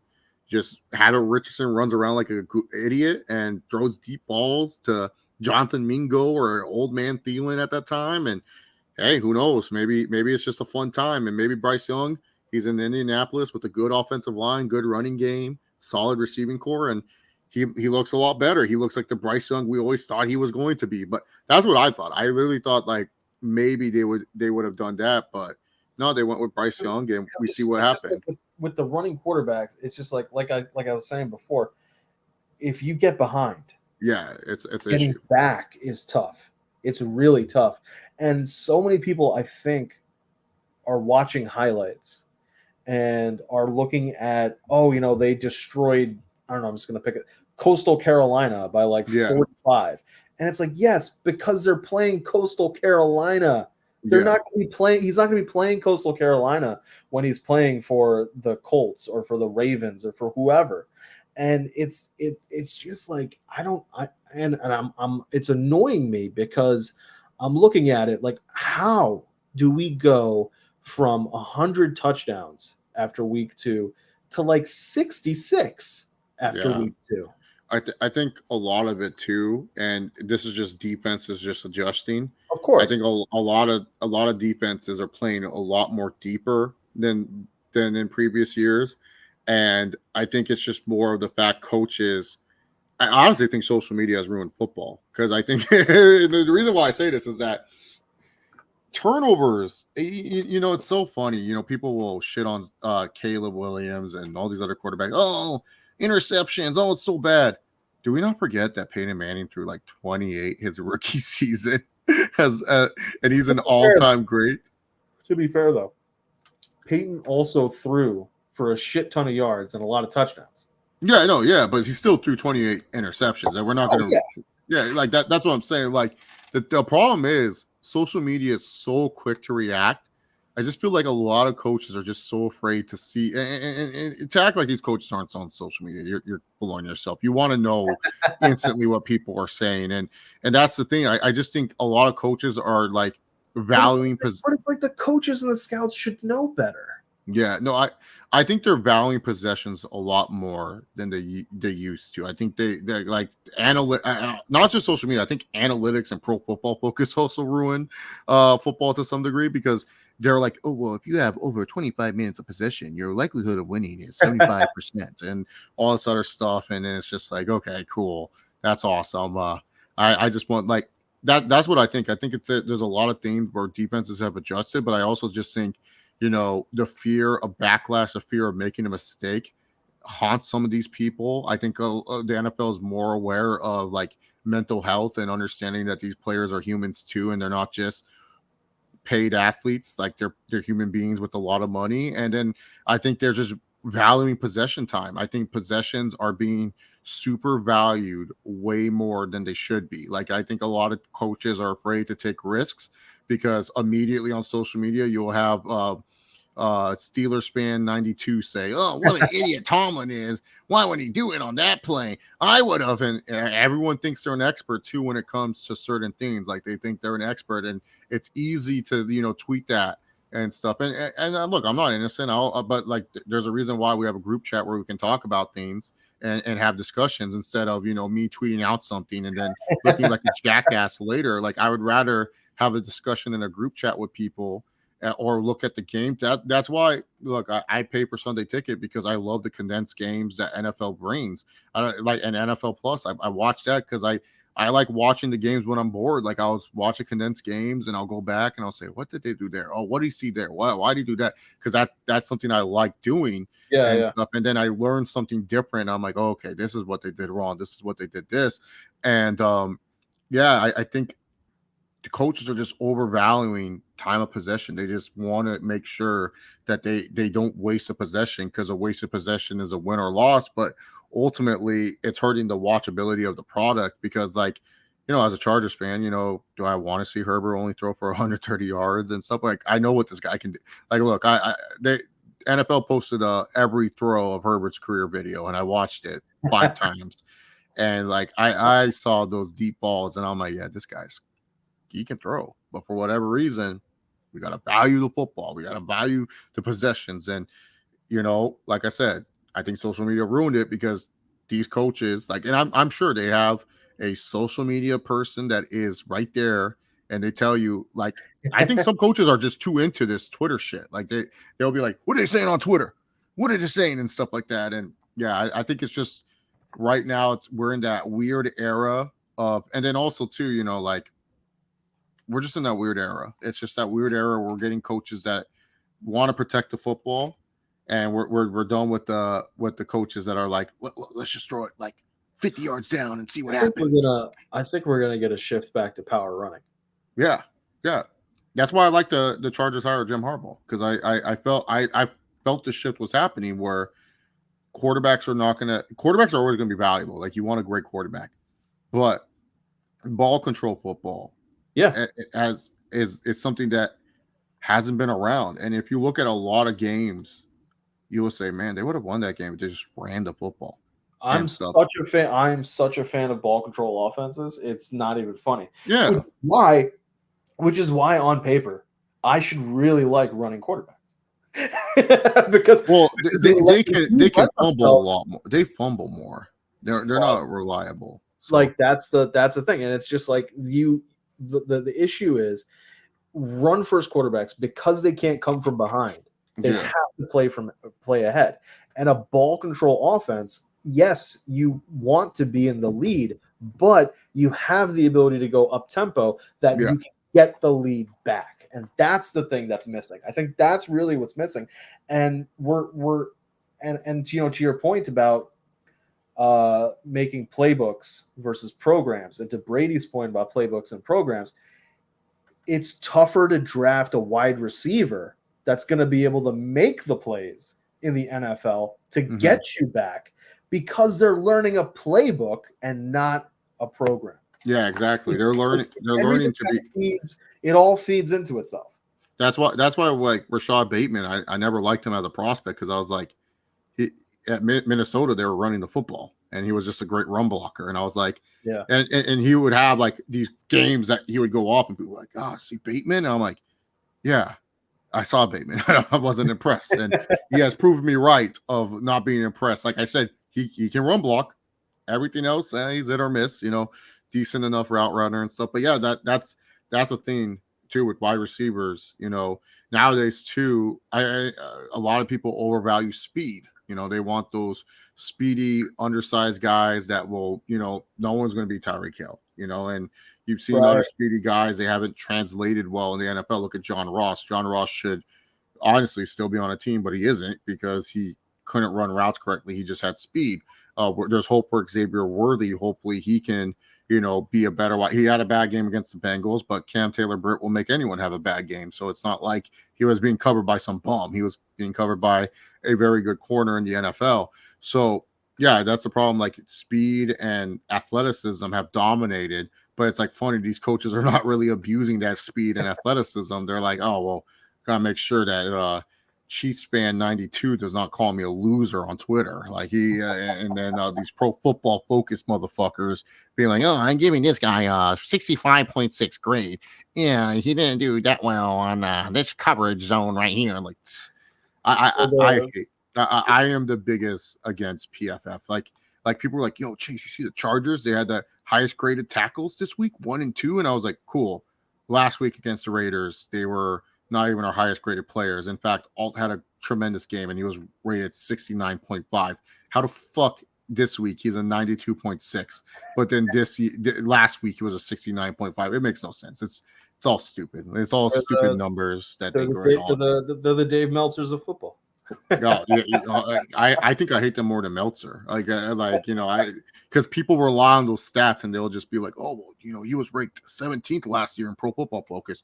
See, that's why like when I have these conversations, and you'll see it in the chat, I like never use PFF rankings, because I don't know, I understand the metrics that they're using metrics, but like the idea that this O-line was 89, right? They graded out at 89 over the course of the season, and this other O-line was a 93. I don't know what that 4-point difference actually means. Yeah. The only thing that I can tell is that this team won more and this team didn't win more, or this team was able to pass more, or if they're more of a running team, they were able to run more. But what that actual 4 points means within just those numbers, there's no it doesn't make sense if you boil it all the way down. That's why sometimes a lot of these teams, when it'll be like, oh, it's like 4th and 4, analytics says go for it, or 4th and 3, analytics says go for it. I'm like, yeah, but sometimes just getting the points is good. Yeah, just as important. Like as important. Like analytics, it's useful to some degree, but it's also one of those things that have hurt the game. And I just think this is one of those things. They did a lot of analytic numbers, and teams realized, oh, the more we have the football, the better chances we have to win. And that's why we're not getting a lot of touchdowns this season. It's not because, the Panthers are just terrible and they can't get touchdowns or anything of that nature or this or that. It's because, and these are good teams doing it, that Bengals-Chiefs game was not fucking high scoring. It was like 21-24. It wasn't a high scoring affair between these two great quarterbacks. It was 21-24. It was one of those games where it was just an ugly win. But that's just how it is. Like even the Buccaneers and the Lions, it was only like 21-16, not even like that big of a score. Yeah. So that's the thing. Like teams are now out. In the end, does it matter if you're graded out well if you lost the game? Like does it matter? Like no. Ultimately, like months from now, when we're in week 16, trying to figure out the final who's going to be the wild card spot, or there's two teams jockeying for to win the division, it's not going to fucking matter whether or not the team was graded out nicely in week 2. What's going to matter is, did they win or did they lose? Yeah, I'll see on Sundays and during the playoffs when they do the NBC thing and they have the PFF there. There'll be someone on the roster that's like 56 of 56, and it's like, you're grading this guy 56, but he's on a playoff team. Is he really that bad at his? Right, he's the worst player at his position. Somehow he's a starter on a playoff team, but yet he's the worst person at his position. In fact, I believe that was the Chargers collapse on NBC. I feel like that was an NBC game, but one of our players had the lowest PFF out in his position, and somehow, some way, he was a starter at his position. I believe it was, because I remember that Jags game. Yeah, the one where we collapsed like crazy. That had to have been the Sunday night game. I think that was the Sunday game. Yeah, so that was the NBC game. So yeah. So and I know earlier I said that Joe Alt led to Clowney having his lowest PFF score. I was just saying that's what Joe Alt did. I'm not saying that defines Joe Alt's blocking, but Clowney's still a good player. But for me, I'm just like, I'm not a sole believer that PFF score means anything. Because like I said, this week, Alton Slater ranked 1 and 2 for the PFF score. But last week, they played just as well, if not better, in my opinion, against a better defense. They're ranked 69 and 64. And I was like, how? People have forgotten that there's that any given Sunday element. Yeah. Like it could just been that it could have just been Joe Alt's night. Like that, or and Jadeveon Clowney, it wasn't his night. Yeah. If they played 10 games, it's a little Giant situation. 9 out of 10, but that one game. But if the one game is the one that actually happens, then you win. Yeah, exactly. That's how it works. Yep. But guys, we want to thank you all for tuning in for this week's episode of True Picks. Like we said, we're not 100% sure if we're going to be doing this every single week just because of scheduling and timing and all that kind of fun stuff, trying to get this out before Thursday night's contest.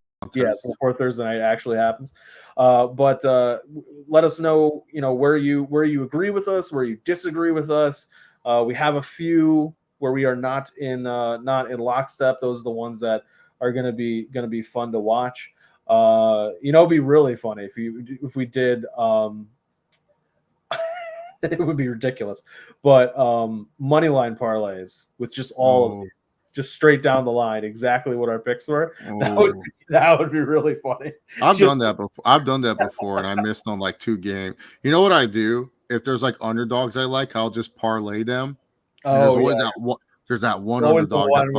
You're just like, damn, I should have not gone that way. I hit on one of those once. It was so nice, man. So week 1, back in, I think it was July. like late at night. I was lying in bed, and I'm like, let me just make some week 1 parlays. And I did like a couple money line ones, Mm-hmm. and one of them was like plus 3,052, and it hit. But I only put $1 wow. on there because I only put like low amounts for these money line things. That's so good. So I was like, shit, $31. That's I was gonna say that's 31. Yeah. So then I was like, all right, let me do. So then after week 1, I'm like, let me do another one for week 2. Tell me why the fucking Cowboys ruined every single different like money line combinations that I had. I was like, the Cowboys should win, right? Against the Saints. Like, I get the Saints won, but I'm like Derek Carr is gonna throw a pick against Bland and or against Trevon Diggs. It's gonna get returned. Like, something's gonna. Micah Parsons is gonna wreck out. Like, something's like the Saints can't pull this off twice, but then they did. So I had a good one where it was like 2 years ago. I was just like feeling it. I was just feeling like all the underdogs. This was also like week 10 of the NFL season, and I just looked at it and like I know the Chargers were playing the Packers and they were underdogs. No, this was actually like 3 years ago, three or 4 years ago. Yeah, Chargers are playing the Packers, and it was this weird game where the Packers just like sputtered. They didn't do shit against the Chargers. So I had Chargers, and then I forgot the 2 other teams, but I put them all in the parlay, and it was like plus 2,000, and I said, let me throw $50 on this. I was like, damn. I was like, man, that was a nice one. I made more money just off that. So sometimes like I might do let's see, my favorite who did I choose as underdog? I might do Falcons, Cardinals, Bears. Bears, yeah. I think I like that parlay. Falcons, Cardinals, Bears. That'll be the parlay. I'll see what Bet Online has it, but I don't know if the Bears are plus money. But I think that's a good parlay right there. Yeah. I mean, the Colts and Bears, at least if we're going off of FanDuel, that's a really close line.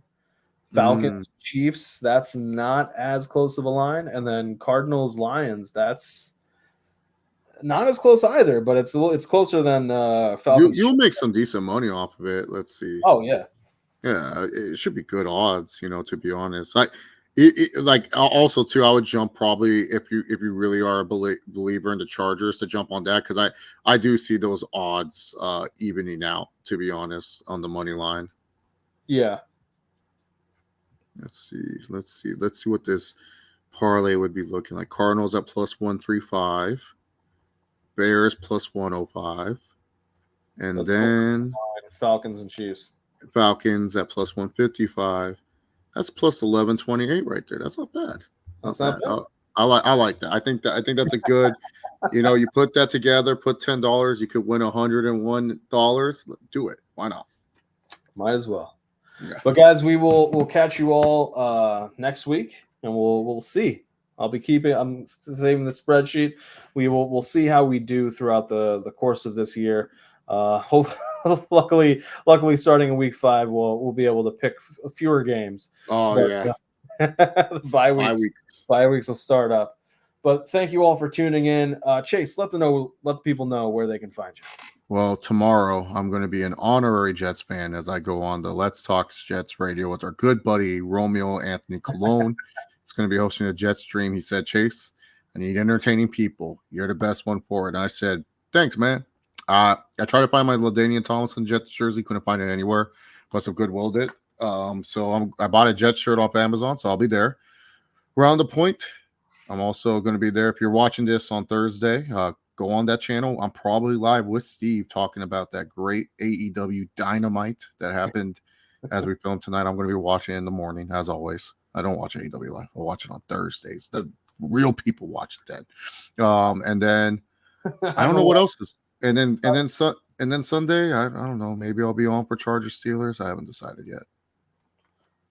Yeah, I gotta see. I don't know. I kind of want to, not be at.